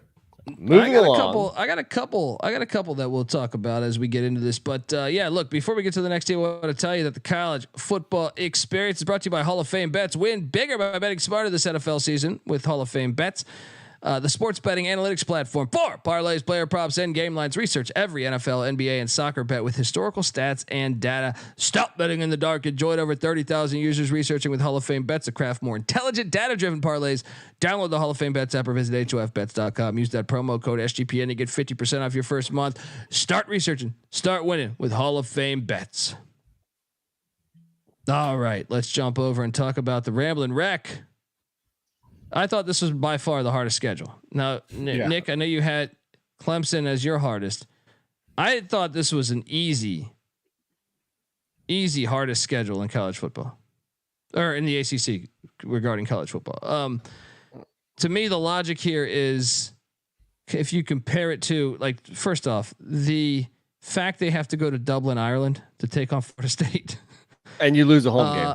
They get robbed of. They get robbed of the home game there. Well, they also get robbed of the other home game against Notre Dame because they're playing that at Mercedes-Benz Stadium. We saw Louisville pack that place last year and have more fans than Georgia Tech because that's a gigantic fucking stadium. Notre Dame fans will make that trip. That's an out of conference game, so I don't think it's necessarily getting robbed, but it's not at home. Still, to me it makes it well. And then they play in Athens between the hedges. The non-con is Georgia State in Atlanta, where they're located. So Georgia State, yes, they're playing at Bobby Dodd, but who cares? They're still in Atlanta. Home to VMI, who's an average to bad, slightly bad FCS right now. Danny Rocco's in year 2 though, and then Notre Dame and Georgia. That's a brutal non-con, man. You're right. This is tougher. This is tougher than Clemson or Florida State.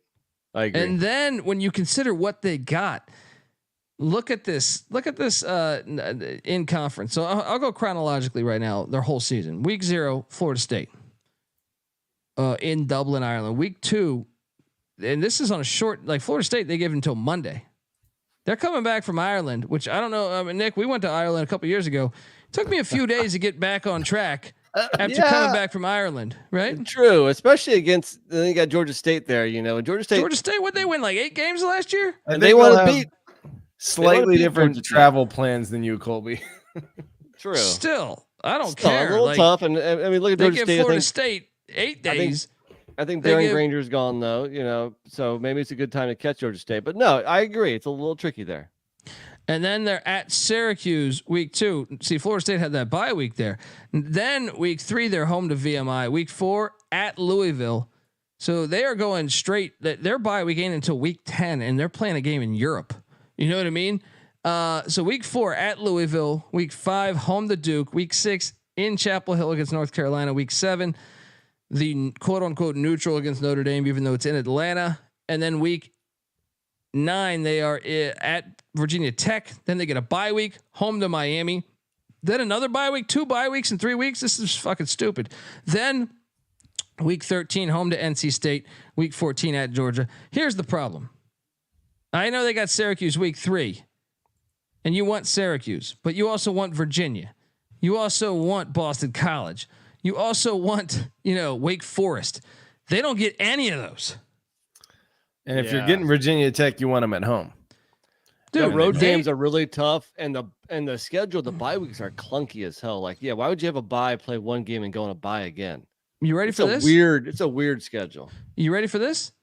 VMI, their FCS, is the only team that didn't go bowling last year. Every single team went bowling last year. This is tough. Every single FBS team was a bowl team a year ago. That is the hardest schedule in the ACC. I agree. No, you're right. Dude, the last 6 at North Carolina, Notre Dame, at Virginia Tech, Miami, NC State, at Georgia Tech. They'll probably go 0-6 in that stretch. Maybe you get one. They seem to fuck up North Carolina for some reason. They do. But yes, even in Chapel Hill, I think they've had a good track record of doing it. But I see your point. Your point holds water. All right. Brent Key was what? What did he do last year? Sorry, go ahead. What was Brent Key last year? They went to a bowl at 6-6. Did they win the bowl? I think they did against UCF. Yeah, expect a step back. But what were you going to say, Nick? What was I going to say? They don't play any of the new opponents. What the hell? Georgia Tech must have not got the memo that there's 3 new teams in the conference. Yeah, I mean, dude. Let's be honest. That's a hard schedule, man. That's a hard schedule. Rich in the chat says they'll beat Miami. They did last year. I agree. At home, I think they will. I want to say they've won 3 of 5 against Miami. So I mean, yeah, they might. I mean, they looked better last year. They looked at times really actually pretty fucking good. I think I believe Haynes King is back again, and he showed a lot of promise. Yeah, and that freshman wideout they had, that was a stud. McCullum, was that his? No, no, not Nate McCullum. That was Eric Singleton. Was it Singleton? Eric Singleton. Yeah, Eric Singleton. Right. Yeah. Either way, this schedule is ridiculous, and good luck. I think sometimes some of these athletic directors, I don't think they know that they're going that hard. They were like a hobo on a ham sandwich. They were going hard. All right, folks, let's hop over. Let's do one more. The Louisville Cardinals. I'll be honest. When I saw Louisville's schedule last year, and I had them in the ACC Championship, I thought they would get loaded with a terrible schedule this year. I did have this as the 4th hardest schedule, but I also I thought it would be a little worse, if that makes sense. It still has its challenges. It still has its challenges. I disagree that this is a super tough schedule. Well, to me, a little bit of a cakewalk. Well, to me, the thing is they play 6 road games. They could be 8-0. When you get 6 road games, that to me is a difference maker. They also have a lot of, like, to me, when you get Notre Dame, SMU, Miami, Clemson, and Kentucky, and a lot of those on the road, that's your challenge. Think if they can sneak an upset at Notre Dame, and we can go 1 through 1, they can. If they can get an upset at Notre Dame, this early start of their schedule, it could be really nice. True, and I think they're going to need to do that. So their schedule, their non-con is Austin Peay, Jacksonville State with Rich Rod week 2, and a bye. Come on, at Notre Dame, and then at Kentucky is their non-con. Chronologically, so their non-con to me still, it's like it was last year. Notre Dame and Kentucky, both on the road. I mean, it's tough. Yeah, it's 2-2. They're not winning either of those. They could beat Kentucky. Possible. They should have beat Kentucky last year. They should have, but they did beat Notre Dame. They whooped Notre Dame's ass last year. They did. Notre Maybe Dame. you're right. I mean, holy shit, forgot about that. I might say 1-1 in those 2 road games. Yeah, I'm going to say 3-1 in the knockout. Even with both on the road, Jacksonville State game could be a little sneaky. I think is Zion Webb finally graduated? Who knows? Finally College exhausted football, his who knows? Maybe he gets an 18th year. So let's go chronologically. Home to Austin Peay, home to Jacksonville State, bye week, then home to Georgia Tech, then at Notre Dame, then home to SMU, which is a fun one. That's a fun one. They should probably do at the end of the year. I just feel like that both, is a fun one. That's gonna be a good game. I didn't think about that matchup. As kind of like scumbag programs that will do whatever it takes to win. Then at Virginia, then home to Miami, then at Boston College, at Clemson, bye week, at Stanford, then home to Pitt, and at Kentucky. And to me, the big thing was six away games. And to me, the big ones are your top 40 teams: Notre Dame, Clemson, Kentucky. 3 of those ones. The other top 40 that I had was SMU and Miami. 3 of them are on the road. And to me, I'd rather have the Miami game on the road or the SMU game on the road. All 3 are lit environments. Notre Dame, Clemson, and Kentucky will be packed. It's just kind of funny that the last half of the year they have 1 home game. Yeah, no, the back end of that schedule is fucking brutal. For their last 5, I kind of have my doubts that they will be in the in the ACC Championship this year, just because I think the schedule's a little trickier. Is it that tough? I mean, throw out. I mean, look, if we're talking about the ACC Championship game, then who cares about Notre Dame and at Kentucky? That's then true. That is 100%. You got They're Georgia lose Tech, at Clemson. SMU, at Virginia, Miami, BC. They should be 5-0 in conference. You drop the one at Clemson, you're 5-1. if you take care of business against Pitt at home, you're 6-1, and at Stanford, Stanford could be a little tough. tricky, but yeah, it's tough. Sure, I mean, but you could be 7-1 in conference. You're right. You're right. What I retract my statement. They're going to the ACC Championship. Jeff Brohm, best coach ever. You're really right. I mean, you're really right. Kobe Dan, the entirety of the off season and during the season, UVA doesn't worry me. You can overlook UVA, yada yada yada. Lo and behold, they were down by 7 with 3 minutes left in that game. Managed to come back and win by 7, if I'm not mistaken. Now you got to go to Charlottesville. Can't overlook that game. Come on, but you got to be honest. They want that game on the schedule. Every school in the ACC says, "Please give us Virginia." Yes, sure. Of course. But the fact that it's in a road spot and they were barely able to beat them at home in their best fucking season in the last decade, last year, maybe it's a little tougher. Maybe it's not. Maybe it's not a game you just brush over. No, I think this lines up pretty nicely, actually. I'm just not sold on Louisville yet, but I think you're right. Yes, though. They need Tyler Shuck to stay healthy, though. Yeah, I like Team Cat Whisperer in the chat saying the Joe Hamilton versus Woody Dantzler games were classics. Hell yeah, they were. All right, folks. Look, this is side A. If you're watching on if you're watching on YouTube, stick around. We got side B, or just stay put. You're gonna be fine. But if you're on the audio side, make sure to check out side B for the rest of the ACC 2024 conference preview on the college football experience. So until then, you better start thinking about yours. And we out of here. All right, we are back on the college football experience as we break down all of the ACC's 2024 schedule release. Just got done with the Louisville Cardinals. We talked about all the teams, alphabetically prior to Louisville, and we talked a little bit about the fucking Dartmouth ruling, as well as Chip Kelly potentially out of UCLA, Jeff Hafley leaving Boston College. What should Boston College should do? Ken Niumatalolo at San Jose State, and the NCAA coming for Florida and Tennessee, and I guess the Big Two, the Big Ten, and the SEC's alliance, so to speak. Let's jump into this. The Miami Hurricanes are the next team up. This is the 15th easiest schedule. Right? It is the third easiest schedule in the ACC. I had it 13th. Okay, so we both had it as on the easier side. Yes. Week 1 at Florida. Week 2 home to Florida A&M. Week 3 home to Ball State. Week 4 at South Florida. That's your non-con. First 4 weeks, pretty simple. Should be 3-1. Could be 4-0. I think they'll be favored in all 4. Cam Ward, we're expecting to be like a difference maker. Yes. Yeah. De'Aaron King. De'Aaron King 2.0. Yeah. No, way better passer than De'Aaron King. Yeah. Well, yeah, I agree. Better. Yeah. They could be 4-0, but do you trust Miami to be 4-0? Dude, the at Florida game to me seems like a loss. But what? I might agree with Florida Patty was C horrible here. last year. So was Miami. Miami is still like, what do they win, 7 or 8? 7, I think. Didn't Florida still beat Tennessee in the swamp last year? They did. Whooped Tennessee in the swamp last year. They can still beat Miami in the swamp. I'm gonna say 3-1. Yeah, no, I agree with you that they can. I'm saying Miami would be favored. Okay. I just don't trust Miami to win that game on the road to open the season. Fair. But I'm just saying Miami. I would be willing to bet you guys Miami will be favored in the season when those odds drop in August. Sure. They Does will it be mean favored. anything?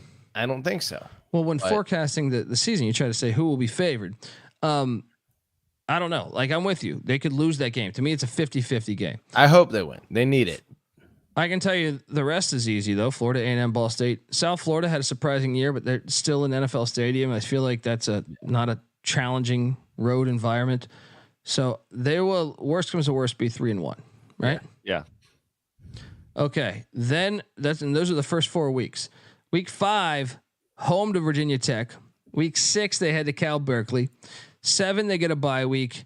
8, they're at Louisville. This is a tough stretch right there. That 2-game stretch at Louisville. Then week 9, home to Florida State. That's a great spot for Louisville because Florida State's on deck. Then week 10, home to Duke. Week 11 at Georgia Tech, which the chat was saying they will lose. Then they get a week 12 bye week, and then they're home to Wake and at Syracuse. This is a great schedule though, because here's what you want to see on the schedule, right? To me, if I was an ACC coach, I'd be like, Oh, we got 17 teams in the fucking conference and Notre Dame. Wait, do we have Notre Dame on here? No. Right? Right. Wait, who else do we have? Tell me you give us Wake. Tell me you give us Syracuse. Tell me you give us Boston College. They didn't get Boston College. Tell me you give me Georgia Tech. Yeah. I'd even say give me Duke. And then with the new schools coming in, I'd say, okay, give me Cal or Stanford. Hopefully not SMU. They got Cal. Now I actually still think they're probably going to lose that Cal. Hold on, you think SMU is better than Cal Stanford day one? I think based on last year, SMU is a little bit They're better. all comparable. Yeah. Yeah. I do. But either way, give me. Let me avoid Clemson. Check. Let me avoid Florida State. Not a check, but let me get them at home. Check. Yeah. Notre Dame avoided Notre Dame. Check. Virginia Tech at home. Check. Yeah, it's a favorable schedule. Dude, when you look at the road schedule, empty stadiums. Let's get rid of the Swamp. All right, that one will be lit. But South Florida, empty NFL stadium.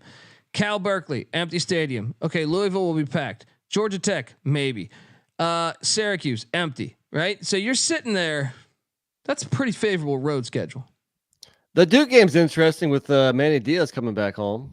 It is. A little bit fun. I'm actually looking forward to that. Yeah. And like, I mean, I'm a big Duke fan wearing the hat here. Last year, I hate to say it, but it might have been an aberration. Or last 2 years with, now without Elka, we'll see how Duke is. But if you end the schedule with Duke, Georgia Tech, Wake Forest, Syracuse, nobody fears those 4 teams. They could be a playoff team, and don't let them beat Florida early on. Because let me ask you this: where's the for sure loss? Because I don't even think we say Florida State's a for sure loss because it's in Miami. Yeah, I don't think there is a single for sure loss on that schedule. I still think this team's no better than 8-4. I mean, look, history tells us that for the past 20 years. Yeah. I'm just saying, when you have a schedule that doesn't have a for sure, I would actually make the argument that Louisville is probably the most for sure loss there. I would say at Florida, it frightens me as much as at Louisville. But the bye week, I mean, whatever. No, because it's where Louisville gets them, dude. Well, Louisville they get gets Louisville them right off before of the bye. rivalry game. What? Yeah. After a bye, though. Still, it's right before their rivalry game. Yeah. Obviously, the schedule lines up. Now, can the team play up to their talent? That's the question every year with Miami. But no, what was it the year where Miami actually won like 9 games or something? Was that like 3 years ago? Where no, they got 10 with Rick. They got 10. It was a garbage 10. But well, this could be a garbage 10 too, I guess. I don't think that's going to happen. Playoff. They're going to go to the fucking playoff this year. That would be crazy. That would be fucking crazy. I mean, really, if they just beat Florida, actually, they could lose to Florida because that's a non-con game. Look at the ACC schedule there. I think that 3-game stretch of at Cal, at Louisville, home to Florida State. That's their season. They're going to be in the ACC Championship. We'll see about that. At Louisville, at Cal, you said? I'd favor Florida State and Louisville. At Cal, at Louisville, and Florida State. Yeah, that is their season.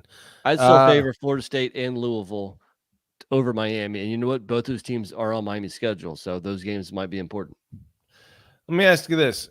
Cam Ward, is he the best quarterback Miami's had since ever? King. He's better than De'Aaron King, though. Definitely. Way better more passer. proven commodity. Way better passer. I don't think like De'Aaron King was just pulling it off against fucking Rice, throwing for 400 yards. No, Cam Ward is a way better passer than De'Aaron King, in my opinion. Since what? Since Kenny Dorsey? I think he's better than Ken Dorsey. He is better than Ken Dorsey. Since fucking Gino Torretta won Heisman, but I think he's better than Gino Torretta. He's the best quarterback. Jim Kelly, Bernie Kosar, fucking Jim Kelly, Steve Walsh. Yeah, maybe Walsh. Not saying it's all his fault, but if you look at Cam Ward numbers for like the second half of last year, not all that impressive. Yeah, but he's still a stud. He passes the eye test, dude. He could help Miami turn the corner. He passes the eye test. There's a reason why every school wanted him. Ohio State had him there on campus for a reason. Yeah, I think this is a very very easy schedule, and I think they have a good chance. If Cristobal can't get to the ACC championship this year, then I don't fucking know, because next year you're probably going to get, much harder. You probably get Notre Dame. You probably get Clemson, assuming there is an ACC next year. Hey, watch your tongue. Anyway, let's jump to the next one. Let's jump on over to the likes of the Tar Heels of North Carolina. Woo! Can we just skip this one because we all hate them? I hate that. You see who they get week 4?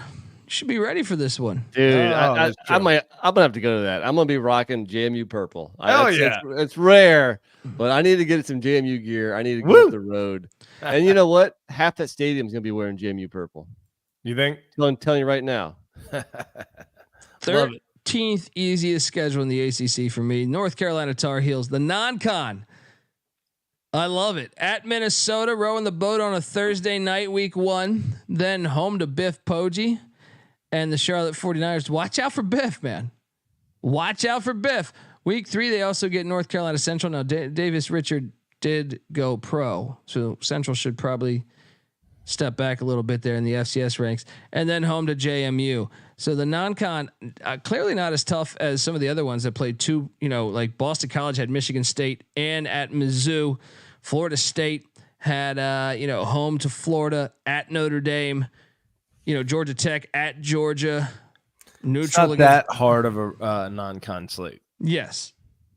They could easily go 4 now. And I think you got to like the fact you get JMU and Duke by week 5. Those are 2 brand new coaches coming in there. Yeah. So yeah, week 1 at Minnesota, week 2 home to the Clits of Charlotte, week 3 home to Central, North Carolina Central, week 4 home to JMU, week 5 they're at Duke in the rivalry game, week 6 home to the Pitt Panthers, week 7 home to Georgia Tech, who seems to have their number. A bye week, then week 9 at Virginia. Virginia's won 5 of the last 7. Interesting, as the lead-up game before they head to Florida State. Mac Brown's never beaten Florida State, his alma mater, as they head to Tallahassee week 10. They get a bye week, then they're home to Wake Forest and at Boston College week 13. Week 14, they end the season home to NC State. Easy ass schedule. It is an easy schedule. Like the fact there's no Clemson, the fact that their road games, their road environments, really, okay, they can lose the Minnesota game. That's irrelevant for them making the ACC championship. At Duke, at Virginia, they'll lose it in Charlottesville. You've convinced me that will happen. Yeah, they're due to drop a game for Duke, being very lucky and very fortunate with a couple of whistles the last 2 years. Against who? Duke. Against Duke. Yeah, I got them beating one of either Duke or Virginia. Man, yeah, probably. We can't give them both losses. Yeah. I'm just saying the environment at Duke, at Virginia, at Florida State, at Boston College. That's favorable. No, it's favorable simple. road spots. It's easy. Yeah. No Clemson, no Louisville, no Pitt. Nice No, they got Pitt. Okay, I know Pitt's not great, but I'm saying they're like a physical team that's kind of the opposite of them. Pitt wasn't great last year. Other than that, they've been pretty damn good the last. Here's the thing: flip their home and road games, because it's the ACC. Any road game you have is pretty favorable. If you had to go instead of at home against Pitt, Georgia Tech, and Wake, if you had to go and NC State, if you had to go on the road against them, yeah. NC State's a good environment. Don't throw that one in there. You're right. It is a nice schedule. They could be in the ACC championship. That's what's going to be. I don't know if it's going to be fascinating or disappointing when we talk about these gigantic 17, 18 team conferences where you're looking for the path of the easiest. It's not necessarily. Like, to Patty's credit, I don't know that Louisville was really the second best team in the ACC last year. Now, I thought they would get there based off their path. But you want everything to line up. You want like your best team to have the easiest schedule. That's not the case here. Yes, we don't think. I mean, Drake May's gone. A bunch of the receivers are gone. So the UNC team probably isn't as good as last year or the year before. But UNC smacked Minnesota last year. I actually think UNC might be favored in Minneapolis week 1. They might be. Minnesota sucked last year. Well, that's they were one of those saying. Shitty Big Ten teams. What games will they be dogs in? It's just the Florida State game, right? Maybe NC State. Yeah. Yep. They're favored to win 10 games. Fascinating. Anyway, all right, folks, we're going to talk NC State in a second here. But before we do that, I want to tell you that the college football experience is brought to you by DraftKings Sportsbook. Looking for a super offer for Super Bowl 58, DraftKings Sportsbook has you covered. New customers can bet on the big game and turn $5 into $200 instantly in bonus bets. Download the DraftKings Sportsbook app now. Use that promo code SGP. New customers, once again, can bet $5 and get $200 instantly in bonus bets. Only on DraftKings Sportsbook, an official sports betting partner of Super Bowl 58 with the promo code SGP. The crown is yours. Gambling problem, call 1-800-GAMBLER, or in West Virginia, visit www.1800gambler.net. In New York, call 877-8-HOPE-NY or text HOPE-NY. In Connecticut, help's available for problem gambling. Call 888-789-7777 or visit ccpg.org. Please play responsibly on behalf of Boot Hill Resort and Casino in Kansas. 21 age plus, varies by jurisdiction, void in Ontario. Bonus bets expire 168 hours after issuance. cdkng.com/football for eligibility and deposit restriction terms and responsible gaming resources.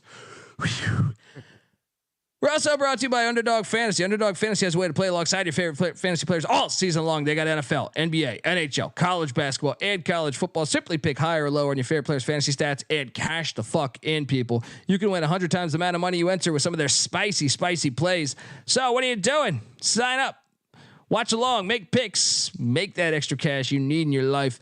With Underdog Fantasy, the app, or UnderdogFantasy.com. When you sign up, make sure you sign up with the promo code TCESGPN. Underdog will double your first deposit up to $100. Once again, that's Underdog Fantasy, promo code TCESGPN. All right, we are back. Let's talk about the Pussy Pack, NC State. I got to be honest. This is their year. If they can't get it done this year, I was even thinking about this, NC Nick. I was thinking about buying a future. This is a disgusting statement that I'm about to say.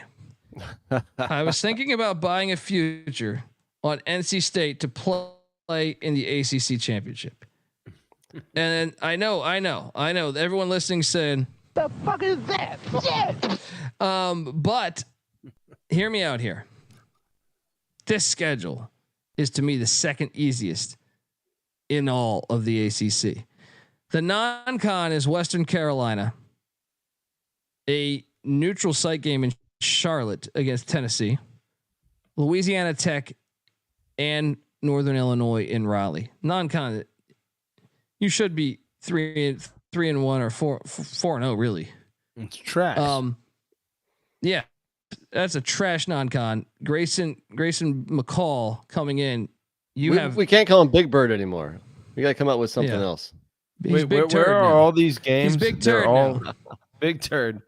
Colby talks a good game, but I took Colby to an NC State football game, and he had a blast. They had a goal line stand win over Florida State, and I think he was cheering for NC State that night. Christian Ponder, that's true. Of course, I was cheering for NC State that night. Christian Ponder and Jimbo Fisher. Look.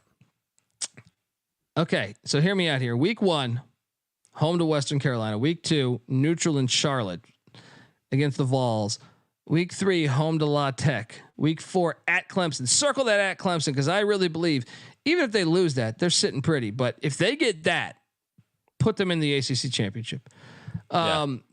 Week 5, home to Northern Illinois. Week 6, home to Wake. Week 7, home to Syracuse. Week 8 at Cal. Wait. Yeah, they play one road game before October 19th. Yeah. Dude, what is this? Fucking are they Alabama all of a sudden? NC State? They leave the Carolinas twice all year. At Cal, at Georgia Tech. The other road trips at Clemson. At we UNC. got to get a future on the Pussy Pack. I like it. I just think it's very possible. Again, because they could drop that Tennessee game in Charlotte. That doesn't affect their ACC record. And they could even drop the Clemson game because they don't play Florida State. They don't play Louisville. They don't play Miami. This is Louisville's of last year. Louisville got in because of there was no tiebreakers against other teams. So it was like, there was no tiebreaker. They didn't play head to head, right? They're in. Now I do think watch NC State lose that game week 8 at Cal. And by the way, let me finish reading the rest of it. After at Cal week 8, they get a bye week 9. Home to Stanford week 10, hilarious because their uniforms are the same in a way with the S. Week 11, home to Duke, bye week 12, at Georgia Tech week 13, at North Carolina week 14. So we said this, if you are an ACC coach, what do you want to see on this? You want to see Wake, you want to see Syracuse, you want to see Cal, Stanford, you want to see Georgia Tech. They're getting 5 of those. They're getting 5 of those teams we talked about. And you know what? I mean, they have 3 wins in a row against UNC, so they've kind of owned UNC lately. Yeah, this lines up. This lines up really nicely. I mean, I guess you're scared of the at Cal trip. If they can take their business at Cal, is the one. And Cody says there's 3 losses in there, but if one of those is to Tennessee, They're in the ACC Championship, I would think. Potentially, because we just laid out possible routes for Florida State, Louisville, and Miami also. But the thing is that Louisville and Miami play each other. NC State doesn't play any of them. Yeah. Wait. Did MJ Morris transfer? What happened there? To Maryland. They got Grayson McCall. Right. Yeah. If you look at the top echelon of they got ACC, better at quarterback. They got better at quarterback than they were. Hey, Brendan Armstrong's a baller, right? Yeah, he was a little iffy there in the first half of the year, but he came on late. But look, if you look at the top half of the ACC, they really only get Clemson. And maybe at UNC you could argue that, but I think UNC takes a step back. And again, NC State's owned UNC lately, so this lines up very nicely. I also like where they get Clemson. Clemson loses a ton on the defensive side of the ball. You want to play them in September. I like them. I know it's at Clemson. You don't want that. You'd rather play Clemson in Raleigh. But I'm just saying, it's if still you're not giving me at Clemson, yeah. And at Clemson is not at Clemson 5 years ago. Clemson has taken a step back. Still a very good team, especially at home. Clemson's going to be favored in that game, but it's not like it's not winnable like it was 5 years ago. Let me ask you this. I agree with you. I think it's a very favorable schedule. I think they could win pretty much all the games. But they won't because they're NC State. Grayson McCall, though, are we rooting for him? I mean, no. No, big turd, I am damn straight. Big turd. Ever since he went to Riley, Big Turd's gonna. He's complete shit. He doesn't piss teal anymore. Yeah, he pisses. It's because he's got a pussy pack now. Now he lifts his leg when he pisses, like wolves do. I think this is a great schedule. If you're an NC State fan and there's a 12-team playoff, you're thinking this is our shot. This is our fucking shot. I mentioned this before, but the triangle, the Raleigh, Durham, Chapel Hill triangle, all three teams, NC State, Duke, UNC, have nice schedules. It's gonna be a nice ACC year for North Carolina football. Hell yeah! All right, let's jump on over and talk about the Pitt Panthers. I had this as one of the harder schedules in the ACC, mainly because they got 10 Power Fives. Unlike North Carolina, they have 10 Power Fives. I also think the road trips a little tougher than some of the other ones we covered. Yeah, I mean, week 2 at Cincinnati. Patty C thinks Cincinnati's a national championship contender. No, I'm gonna fucking kill Scott Satterfield if I ever see him. Patty, do we need to lock battle their win total again this year? Look, I do expect things to get better. I think they can't possibly make as many mistakes as they did last year. And again, they had at times good offense and defensive production. But until Scott Satterfield proves that he's not an absolute shitty situational coach, I'm fading Cincinnati. So give me Pitt even on the road at Cincy. I was nervous last year until Miami of Ohio beat you guys. When they beat Cincy, I was like, all right, I think I have this the under on the season win total figured locked up. But out the gate when they went at Pitt, I was like, whoa, that's a revenge game for Pitt too. So Pitt's non-com turned out Pitt just sucked last year. True. Yeah. Now they went out and hired Western Carolina's offensive coordinator, the son of Kerwin Bell. Week 1, Pitt is home to Kent State. Week 2, they're at Cincinnati. Week 3, they're back in Pittsburgh for the backyard brawl against West Virginia. Week 4, are two fun games. Those are two fun games. They are. They should happen every year, in my opinion. Hell yeah. Put those on the schedule every year. Then home to Youngstown State. Watch out. That's the alma mater of the Polish Rifle, aka Ron Jaworski. Then they get a bye week. Where do you guys got them at the bye week? They could be 4-0 there. After last year, I'll say 3-1. 3-1. Yeah. Yeah. All right. Then comes ACC play week 6 at North Carolina. Then week 7 home to Cal. Another bye week, week 8, and then they're home to Syracuse. Then week 10 they head to Dallas Fort Worth to take on SMU. Then week 11 they're home to Virginia. Week 12 they're home to Clemson. Week 13 they're at Louisville. Week 14 they're at Boston College. I had it as one of the hardest schedules, mainly because I feel like they play, once again, back to my top 40 conversation here. In the top 40, I had the likes of Louisville, Clemson, SMU, North Carolina, and West Virginia. Well, Okay, so which of those, all of those that you just mentioned were on Pitt's schedule? Yeah. Yes, they have a little bit more, and then they do play 10 Power 5s, which is more than some schools. So I had it as a little bit harder, and they also got dealt it back to back away. The seventh toughest. Would you have that as the fifth toughest? Fifth there, yeah. Let me tell you this though. I think this is a superbly well constructed schedule, because if they're able to go to Nippert week 2, like you said, 4-0 is well within the realm of possibilities. It is. It really is. It's a revenge game too. I think they could get that. Yeah. The bye week before the road trip to North Carolina, then you get Cal on a long trip going to Pittsburgh. You get another bye week before hosting your, I guess, traditional rival Syracuse. The SMU game is tricky. Dude, they could have a very good year. And it's not like out of character for Pitt to produce 8, 9, 10 win seasons, you know? Yeah. And I think they just lose their D-line coach, and he's one of the best D-line coaches in America. But what's up, Nick? I think we mentioned it with another team. I forget who. Like, where are the guaranteed losses?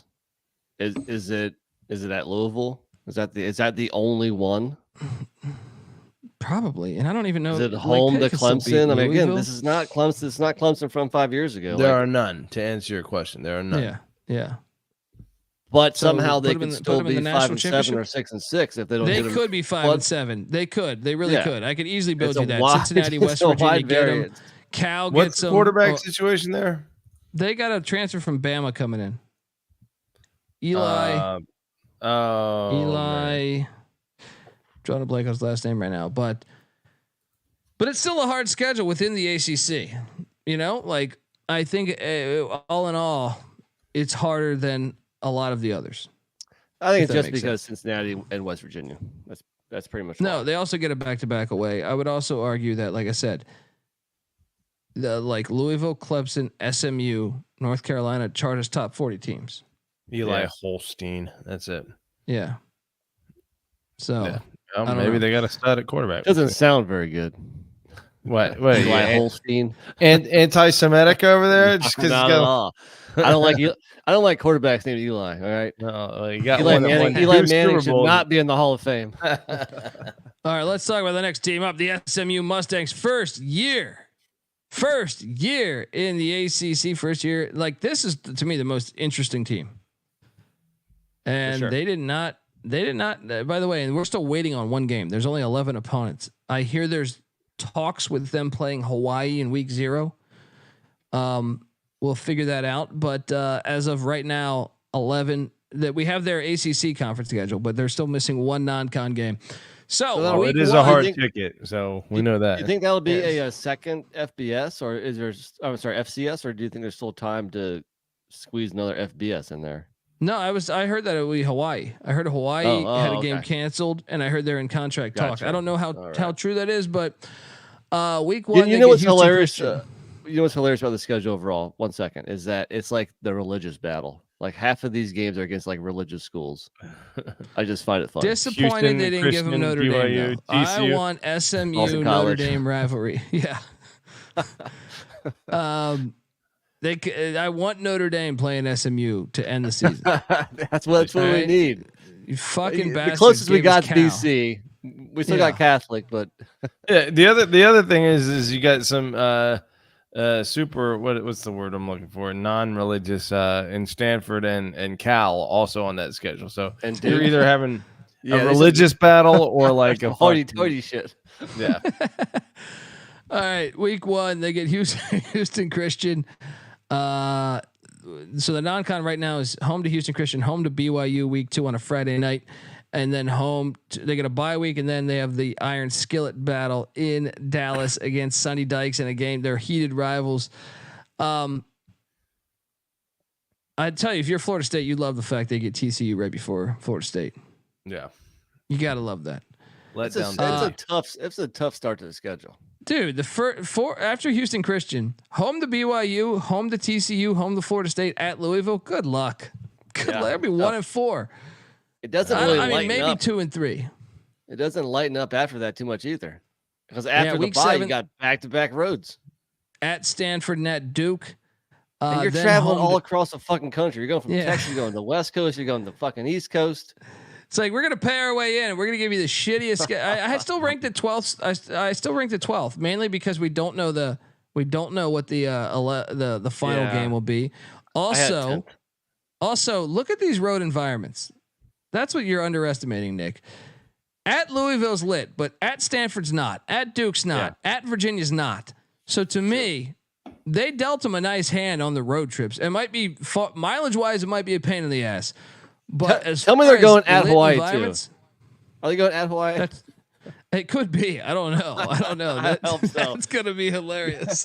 You make sure you get your frequent flyer miles. I mean, dude, they call me crazy. Like, let's talk about the ACC schedule. Throw the non-con away. If they can go 1-1 against Florida State and Louisville, which is a big fucking if, where's the other for sure loss? I just still think I mean, Colby, you were the guy that was very hesitant to bet on SMU last year playing against bad AAC teams. I don't know about Rhett Lashley, but I can tell you this: I do buy into the money they're spending. Yeah, I do buy into, like, it's almost like Cristobal Jr. here, where it's like, at what point? It's like Patty C statement. It's like they got guys that are going to be in the NFL. You know what I mean? Like, they got guys. Can that lead to wins? They went what 10-3 regular? No, sorry, 9-3 regular season, or was it 10-2? Thought 10. What did they do last right? year? Let me double check that. 10-2. 10-2. They beat Tulane in the ACC Championship game. Lost to Boston College. See, but no that's one a little played bit in that game for SMU. Didn't their quarterback transfer, Preston Stone? Yeah. Colby had a hard time believing in SMU last year, and I kind of understand why. But shit, by the end of the day, they had the Louisville schedule of the AAC. Yeah, still, I'm just saying, like, is well. the Boston College game a little bit of a red flag? The fact that they went through the AAC schedule like, you know, a knife through warm butter, but then they lose to Boston College, you know, in the bowl game. Reference. Yeah, great Commando Bennett reference. Yeah, I mean, I'm just saying, if they can get Florida State or Louisville, wouldn't shock me if they're in the ACC Championship. Actually, now that you mention it, every P5 team they lost, I mean, all their losses. I mean, they lost to Oklahoma 28-11. By no means is that a bad loss at Oklahoma. And that game was like tied in the fourth quarter. Yeah. Lost to TCU 34-17, lost to BC 23-14. So I think it's fair to say, was their record inflated because of their very, you know, easy American conference last year? I mean, no, they had the Louisville schedule in the AAC. Dude, they fucked up a bunch of teams. Look at their wins, though. La Tech, Prairie View A&M, Charlotte, ECU, trash. Great. Temple, Tulsa, Rice, North Texas, Navy. And they beat Memphis and Tulane. That's hard to take away a lot from that. You're right. A lot of trash on that schedule last year. Gonna be fascinating to watch. Fascinating to watch, but I had it as the 12th easiest schedule in the ACC. Or I'm sorry, that would be the 5th easiest schedule. Now let's talk about the Stanford Cardinal. I went with their retro. You got to honor their retro logo that they run from. They try to act all hoity-toity. They forget their history. That shit would not fly in Northern California these days. Their history. They try to be all hoity-toity, but we know their fucking history. Well, we know their history. Indians? They can't be trusted. Yeah, they're the Redskins. Never knew they had Indians. Yeah, really? Did they? I never knew that. Yeah, When did they change? I think they were the Redskins. I think they were the Redskins at one point. I think Miami, Ohio was the Redskins and became the Red Hawks. Yes. I think Stanford was the Indians. Noah, can you do a quick Google on what Stanford's old name was? It was they did something. They changed it in the 50s. I feel like. So Stanford's non-con is home to TCU, home to Cal Poly. At Colby, you're right. Dame, week 7. The Indians was from 1930 to 1972. The Indians. There, see, they act all fucking hoity-toity, but we know their fucking history. That just shows you California is so, like, you know, woke more than anybody else. That early 70s, they're like, this is offensive. We got to change it. Oh my! Everybody God. else was like 90s or 2000s. They were like 30 years before that shit. So the non-con, as I was saying, and we talked about this a little bit. Home to TCU, home to Cal Poly, at Notre Dame, where they won the last time they played, week 7, and then they end the season at San Jose State. What the fuck is that? Just pretty hilarious. The fuck is that? Shit. But dude, at the same time, I had this as one of the harder schedules because when you factor in, right, go ahead. 2 sets of back-to-back away games. Then when you look at the environments, what's the environment? So Notre Dame has that deal where they're playing a bunch of ACC teams. You don't want to play at Notre Dame. Right on. They get at Clemson, at Notre Dame, at NC State.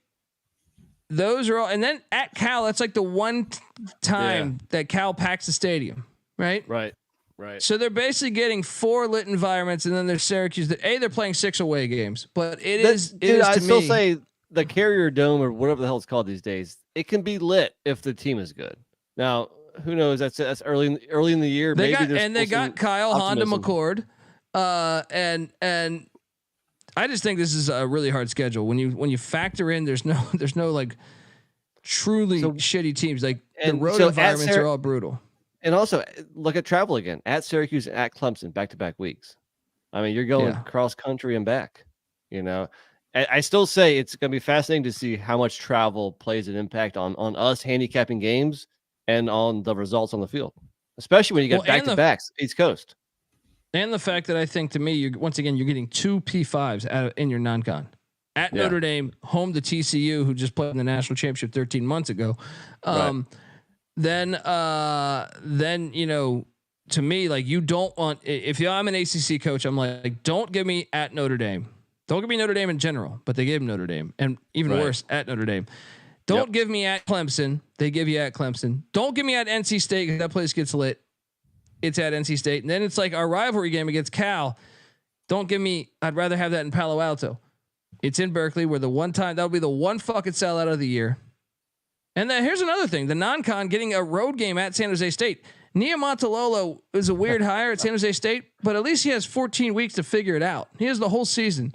Again, it's like before they take on Stanford. Pac-12 schools. Why are you scheduling so difficult? Haven't you learned? Because it's really been the Pac-12 and ACC schools that have scheduled that difficult out of conference. Yeah. And especially it was worse for the Pac-12 because they had the 9-game conference schedule, but it seems like they haven't learned here. Well, with this Notre Dame thing, I read that they're going to be doing that every year still, even though that would figure to be like a once every 3 years thing through the with 5 games. ACC contract they have, but they're keeping it as an annual thing. I guess Notre Dame wants to get out to California for a recruiting trip at least once a year, regardless. But that doesn't help Stanford get an extra W there. Nick, I'm curious, where did you have this on your? Because to me, you have 6 away games. You have some of the latest environments in the ACC. You also have a road game against a group of 5. I think I had this ranked at 4th toughest, but I ranked these like a week and a half ago. Now that I'm looking at it again, I think I might move it up a notch or 2. I think you're right here. This is definitely one of the toughest. Yeah. So I have Georgia Tech as the hardest in the ACC. Stanford is the second hardest. They will not be in the ACC championship. What's up? You know what's weird about this schedule is it's just like these different brands of like football that they have to face from a week to week basis. I mean, I don't know how to like define them, but they all have like their own unique challenges, whether it be TCU, Clemson, Virginia Tech, Notre Dame, SMU, Louisville, all pretty much. Yeah. Everyone is doing whether it be body blows, high tech offense, this, that, the other. That is not a schedule that you can just kind of like settle into. You're facing an entirely new, different challenge every week. I think Stanford's going to get roughed up against this schedule.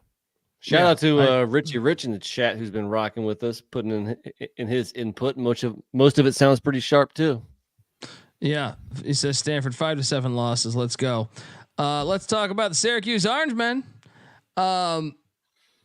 Syracuse, This is my easiest schedule in the ACC. I Yep, couldn't believe the schedule. I texted the guys saying we should probably take a future on Syracuse. I know that sounds absurd. All right, here, but check this out. They bring in Kyle Honda McCord. Yes, Honda McCord. They also brought in like 5 Georgia transfers. Yeah. Right. They hire what's his name, Fran from Georgia, the defensive back coach. Fran Brown. Yeah. This non-con. Let's talk about the non-con. Home to Ohio, but remember Curtis Rourke and these are the breaks is gone. Right. Then home to Holy Cross week 5. Then at UNLV and Bob week Chesney's 6. fun. Yes. Then UConn, home to UConn. And by the way, yeah, I fucked up the UNLV one. It says Madison, Wisconsin. That is Las Vegas. Obviously. This schedule is gold. Look at the away games here. Remember, so let's go chronologically here. Week 1, home to Ohio. Week 2, they're home to Georgia Tech. But guess what? Georgia Tech has just played in fucking Dublin and against a inner city rival. So I think it's a great spot for them to catch Georgia Tech. Then they get a bye week. Then they're home to Stanford and maybe the furthest trip of the whole season. Then they're home to Holy Cross, breaking in a brand new head coach. Matthew Slook is gone. Ironically, Matthew Slook is now at UNLV, and they head to UNLV week 6 in Vegas. That's not a lit environment, though. No one goes to their fucking games. Now, week 7, this is a not that away. easy based on what UNLV was able to do last year. UNLV, I think UNLV they beat was Vandy. Counterfeit. They beat Vandy at home last year. They could. I mean, Vandy was probably on the same level as Syracuse last year. I think Syracuse is better than Vandy. Syracuse went bowling. Yeah, I think Syracuse, No, but you're also right. Vandy should have won that game, and I also Still, think UNLV a little bit of a challenge to go to Vegas after what they did last year, and I don't think you can overlook it. No, they lost their I best think the player. question is like, what's their record? Going into their second bye. Wait a second. UNLV's star quarterback transferred. He's starting at USC now. They're going to be fucking way worse than a year ago. So after at UNLV's at NC State, the second of it back to back, I think we're all going to say that's probably a loss. So yes, but they can lose that one because the rest are all winnable. But going into that second bye, what's their record? I mean, they could be 5-1. No, I think they will be 5-1. They're going to beat Georgia Tech and Stanford at home. They're probably 4-2. They're probably 4-2. Yes, it's where they catch Georgia Tech. That's great. I mean, I like the spots here, but we're still talking about Syracuse. We're talking about Stanford. It's not like they were lighting the world on fire last year. I'm just saying you have so many dude. Syracuse has 6 straight seasons of 6-6 or less. We're just gonna fucking up and have them 5-1 out the gates. Well, that's been their motto. Yeah, they were 6-0 last year, weren't they? Or 2 years ago. 2 years ago. Yeah.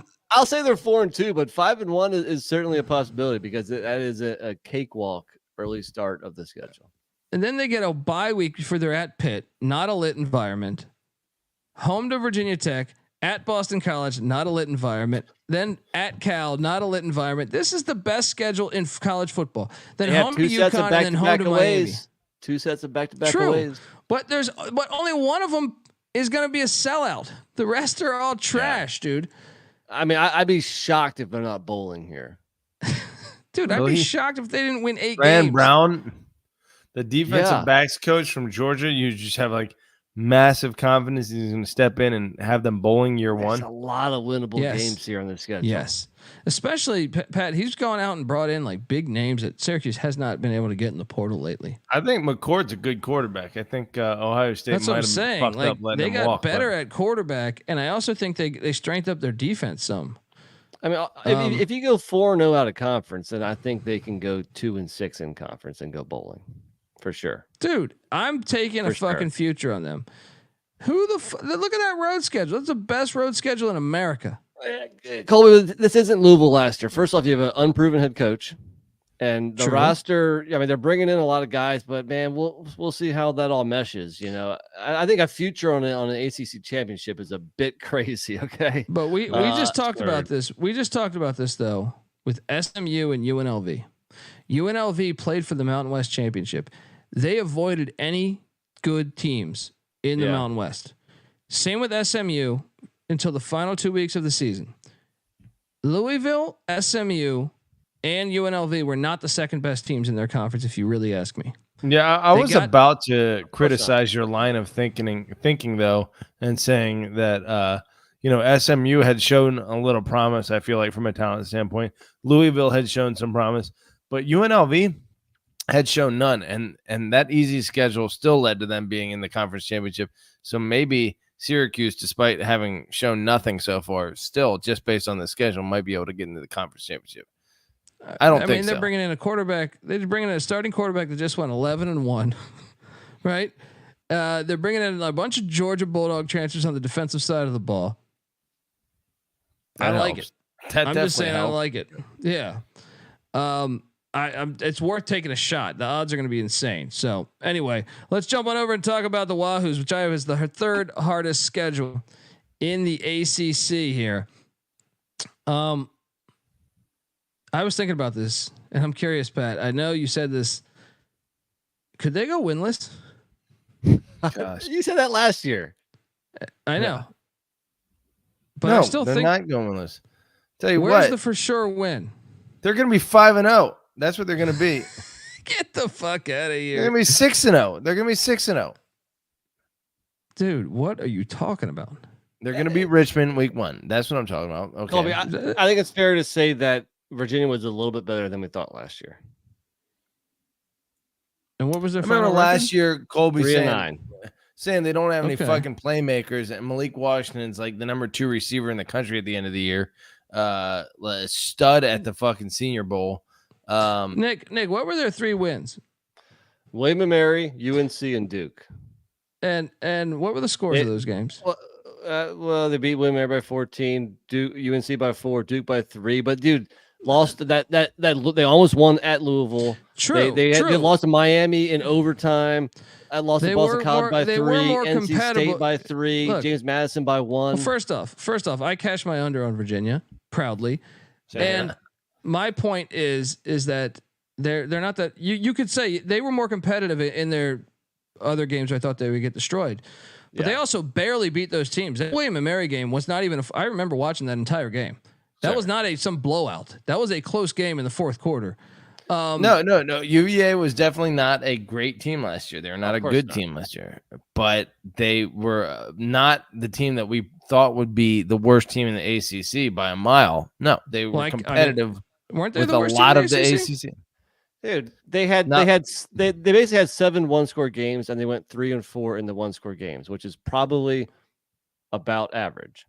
No, I locked up their under, and it was an easy. I didn't sweat. Tennessee was a good team last year. JMU, a good team. Maryland was a winning team. How many of these teams went bowling? You tell me. Tennessee, yes. JMU, yes. Maryland, yes. NC State, yes. Boston College, yes.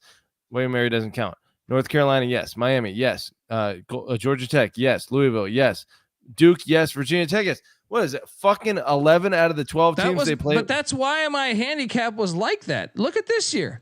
Well, I get why your handicap was like that, but you're acting like it's because they're a fucking bad team. It's not. Well, Pat, I got news to tell you this. Other than Wake Forest, every other team went bowling on their schedule this year. Well, I don't expect all these teams to have such an advantage. And Richmond, they're going to win. At Wake, Wake took a big step back last year. Maryland, they get in Charlottesville this year. Wake will be a lot better this year. I probably agree with that. Wake was decimated with injuries last year. Sure. Who do they have at fucking quarterback, though? Hank Bachmeier. He transfers in. Okay. He has been good in about 4 years, Colby. Still, I mean, Dave Clawson. Dave Clawson wants you for a reason. I'm not dude. They are going to suck again this year. Like, look at the schedule. Wrong. I don't have them bowling, but I got week 6 against Boston College as their first FBS win. What? I'm serious. You're stupid. I think they win one of those 3. The Wake against Maryland, who? Coastal. Maryland got MJ Morris. Maryland's talent level to Patty C's recruiting rankings are all off the fucking charts compared to Virginia. Let Colby fucking argue. I remember we had massive arguments all of last year about how good Maryland is, and you're telling me Maryland is fucking terrible for the entirety of last year. They are, but Virginia is worse. And when has Colby sang the praises of MJ Morris? Yeah. When they play Virginia. Yeah. Apparently, that's the one time. All right, let's look at MJ Morris is a fucking all-star. Nick, where's the guaranteed win? Is Richmond a guaranteed win? They're an FCS playoff team every fucking year. Here, let's put the fucking bet right now for the fucking fans, Colby. Yes. UVA is bowling next year. UVA is bowling next year. Bet me 5 shots. Bet me 5 shots right here on the fucking spot. Done deal. Richie Rich says disrespecting Richmond. They do have a shot. Richmond's going to beat them week 1. Week 1, the Spiders are going to beat their. I don't see UVA bowling. I think Tony Elliott is getting this ship turned around. They can improve on the 3-win and win 4, maybe Look at those 5. Away games. They're not Look winning at those 6. away games. Yeah, we got first off, Anthony Calandria and Tony Muskett coming back. The quarterback room is fucking solid this year. Anthony Calandria threw over 300 yards like 6 times. He also throws. Look, I like Calandria, but he also throws some horrible fucking throws too. Like he throws some great balls. He's got a little Mark Brunell in him, but also he can kill you too. He's better than you want to give him credit for. I just don't see, dude. I like that road schedule is much harder than last year's, in my opinion. Like going to Notre Dame, going to Clemson, going to Virginia Tech. Bowling might be a challenge, but I think they're going to be fine. I think 5 wins is very, very likely. Anyway, I think he's fired. I got him at 3 wins again. I think, and that would probably be. I would probably favor them against Richmond. I would favor them against Boston College, and I think they upset a team. North Carolina probably. We have a drastically different opinion of what's going to happen this year with UVA. But anyway, let's keep it moving. Yes. NC Nick, I think, had to relieve himself. Folks, before we get to the next team, I want to tell you that the college football experience is brought to you by Super Bowl 58 props contest. Yes, $1,000 winner take all, free to enter. Pick 58 props for Super Bowl 58. Enter today, sportsgamblingpodcast.com/SB58. We're also brought to you by Cut. Cut is a peer-to-peer social betting platform that's US based and available in 40 different states. P2P social betting is a new and better way to bet directly against your friends or other users on sports, politics, pop culture, and other events with verifiable outcomes. Plus, they have a ton of fun social features that give it a feel of a betting network, so to speak. Cut offers lower vig as well and fully customizable odds. You can create your own bet. So what are you doing, folks? Head to cut.com. That's KUTT.com. Use that promo code SGPN for a 10% deposit bonus. We're also brought to you by Game Time. Buying tickets to your favorite event shouldn't be that stressful. Game Time is the fast and easy way to buy tickets for all sports, music, and comedy and theater that is near you. With killer deals on last minute tickets and their best price guarantee, you can stop stressing over the tickets and start getting hyped for the fun you'll be having on that event. So what are you doing? Snag the tickets without the stress. Game Time. Download the Game Time app, create an account, use that redeeming code CFBX for $20 off your first purchase. Terms apply. Once again, redeeming code CFBX for $20 off. Download the Game Time app today. Last minute tickets, lowest price guaranteed. All right, that schedule is ridiculous. I need Nick to come back because I'm curious where he had this one ranked, because I thought this schedule, they didn't do him any favors. Like to me, like I said, okay, Boston College. Nick, where did you have the Virginia schedule ranked? 5th toughest. Yeah, that's what I'm saying. It's a brutal schedule. What? What were the teams you listed prior to the podcast as where you don't want to play, or who you don't want to play? Florida State avoided. Yeah, they got to go to Clemson. NC State avoided. They drew Notre Dame. They get Clemson, Louisville, UNC though. Yeah, and that's what I'm saying. That's what I'm saying. At Virginia Tech, SMU. and UNC, who we beat last year. Anyway, Virginia Tech is like iffy there, but if it's at Virginia Tech, then I think that bumps it up. That's a loss. That's a loss. And they play at Coastal. Like normally, you don't play at the Group of 5. That's a little tricky. That's a little tricky. Yeah, you guys coming down to the beach? You're gonna walk into the beach, get a dub. And to me, you want Wake coming into Charlottesville. You have to go to Wake. It makes it a little harder. So, yeah, I got them as like a 3-win team. I think that's their ceiling. We're going to see, and you will take 5 shots on air best case in front scenario, of everyone. Best case scenario is 5 wins. Right? You're stupid. Anyway, let's keep going. All right. Let's talk about those Hokies, because Virginia Tech, they're catching breaks, man. Yes, they don't play an FCS, which, okay.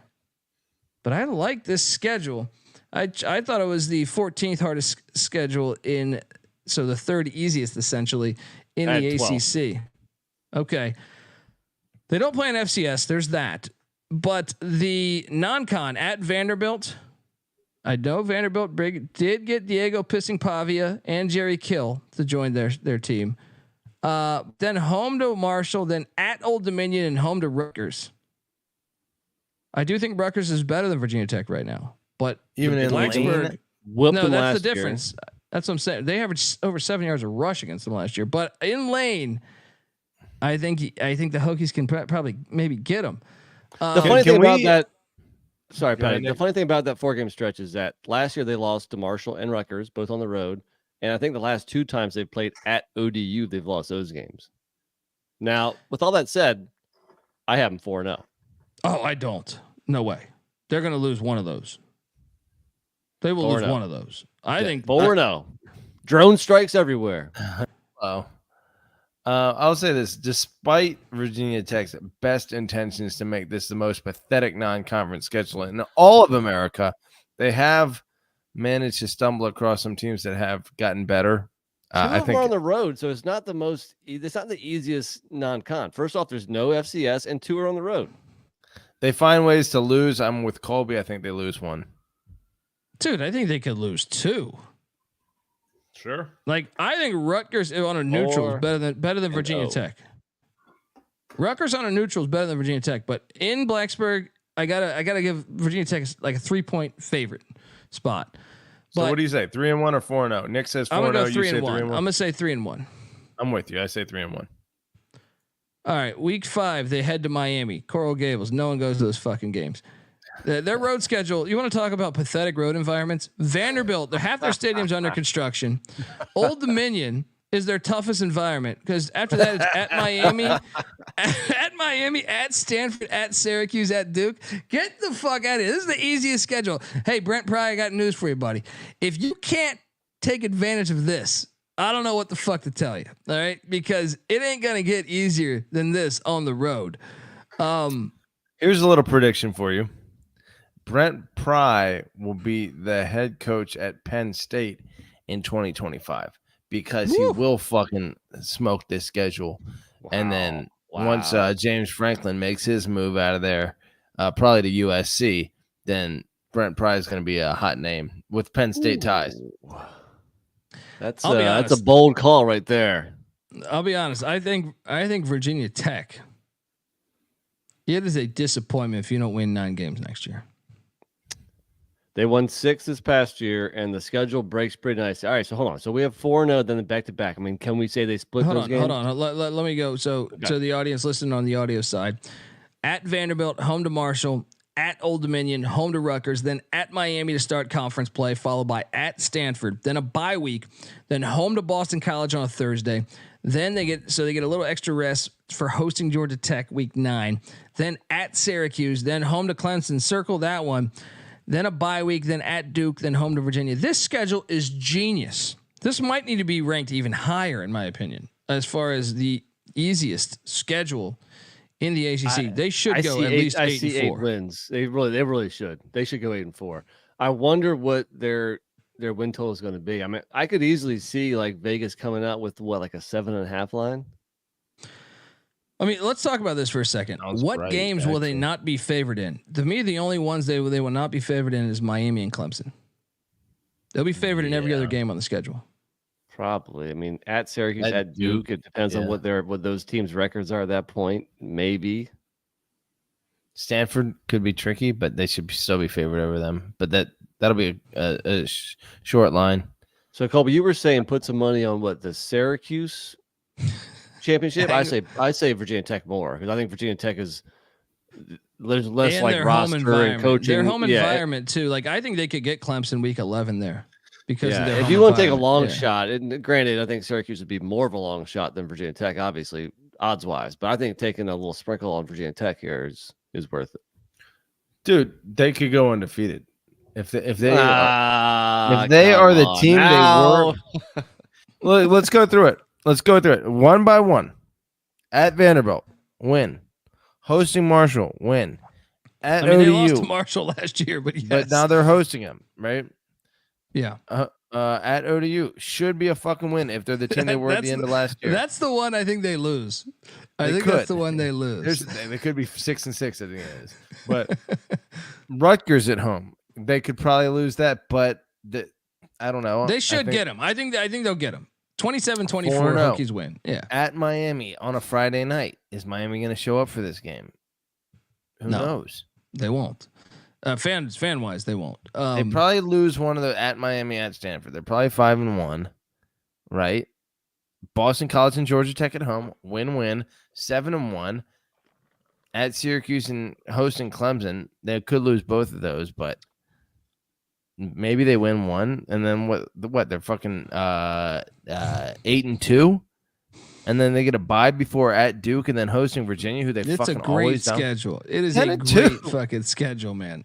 Yeah, this is a huge year for Pro. You want to talk about building momentum? Take advantage of this, and I think Nick's right. We probably sprinkle a little bit on that future there. All right, look, let's get to the 17th team. But before we do that, I want to tell you the college football experience is brought to you by Hall of Fame Bets. Win bigger by betting smarter this NFL postseason with Hall of Fame Bets, a sports betting analytics platform for parlays, player props, and game lines. Research every NFL, NBA, and soccer bet with historical stats and data. Stop betting in the dark and join over 30,000 users researching with Hall of Fame Bets to craft more intelligent, data-driven parlays. Download the Hall of Fame Bets app or visit hofbets.com. Use that promo code SGPN to get 50% off your first month today. Start researching, start winning with Hall of Fame Bets.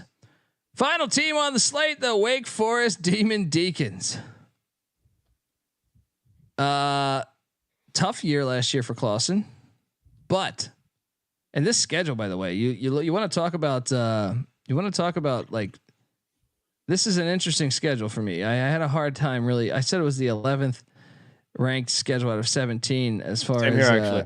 11th also. But here's what's interesting. When I do the top 40 teams thing, they do draw a decent amount. Ole Miss, NC State, Clemson, North Carolina, and Miami, which is a lot more than say Virginia Tech, which by the way, Virginia Tech, that's another thing.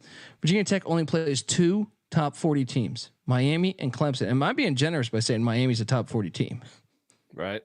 So they're really, you could argue they're only playing 1. Yeah.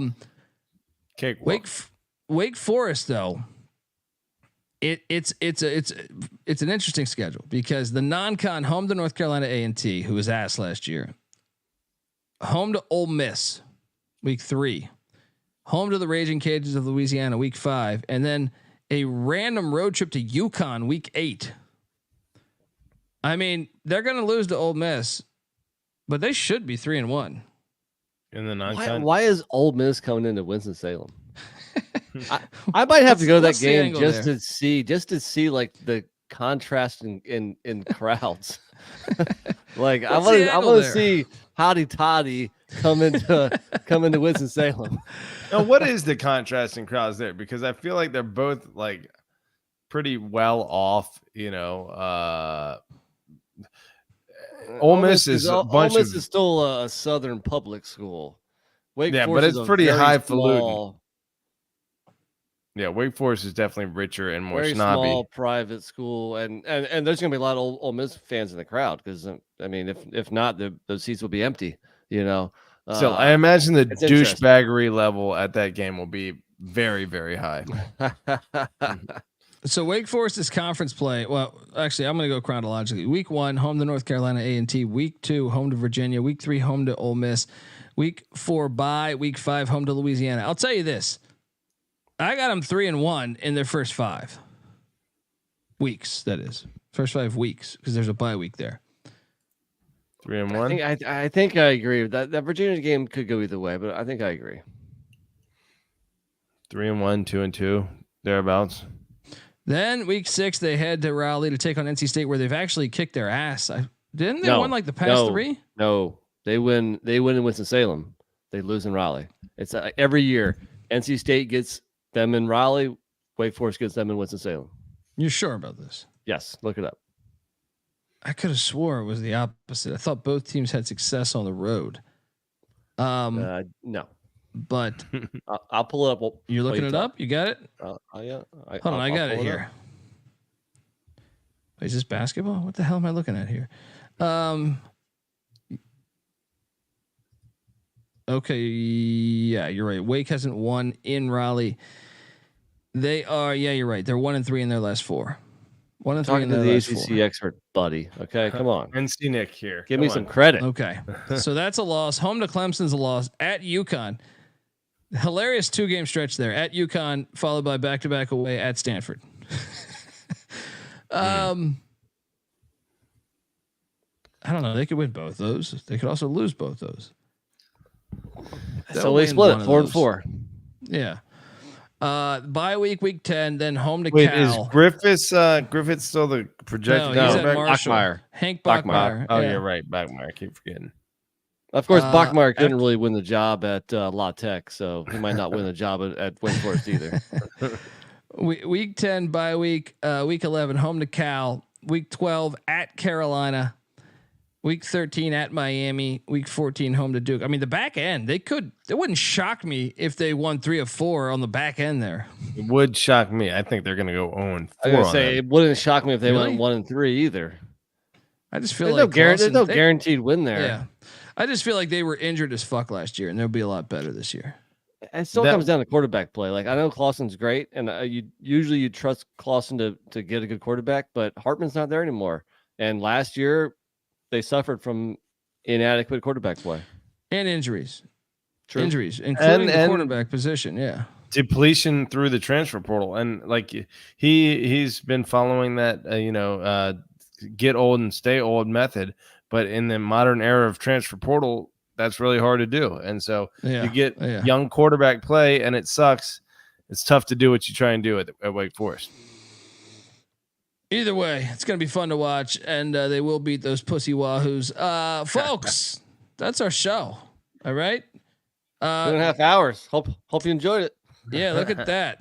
I think the toughest schedule out there is Georgia Tech Yellow Jackets. I'm going to leave it on that right there. There you go. Folks, we'll be back next week talking the Big 12, but and I'll be back later tonight in about an hour and 15 minutes talking college hoops. Give everyone a follow on Twitter. Patty C is on Twitter at PattyC831. NC Nick's on Twitter at NC__NICK. I'm on Twitter at TheColbyD. The College Football Experience is on Twitter at TCE on SGPN. We talk college football year round here. We've been doing this shit for years. So like I said, get ready. Big 12 next as we break down every schedule in all the land. All 133 teams to get a preview. We talk college football year round. Cannot wait to do the Big 12 once again next Wednesday. Check out the Sports Gambling Podcast. Obviously, Super Bowl 58.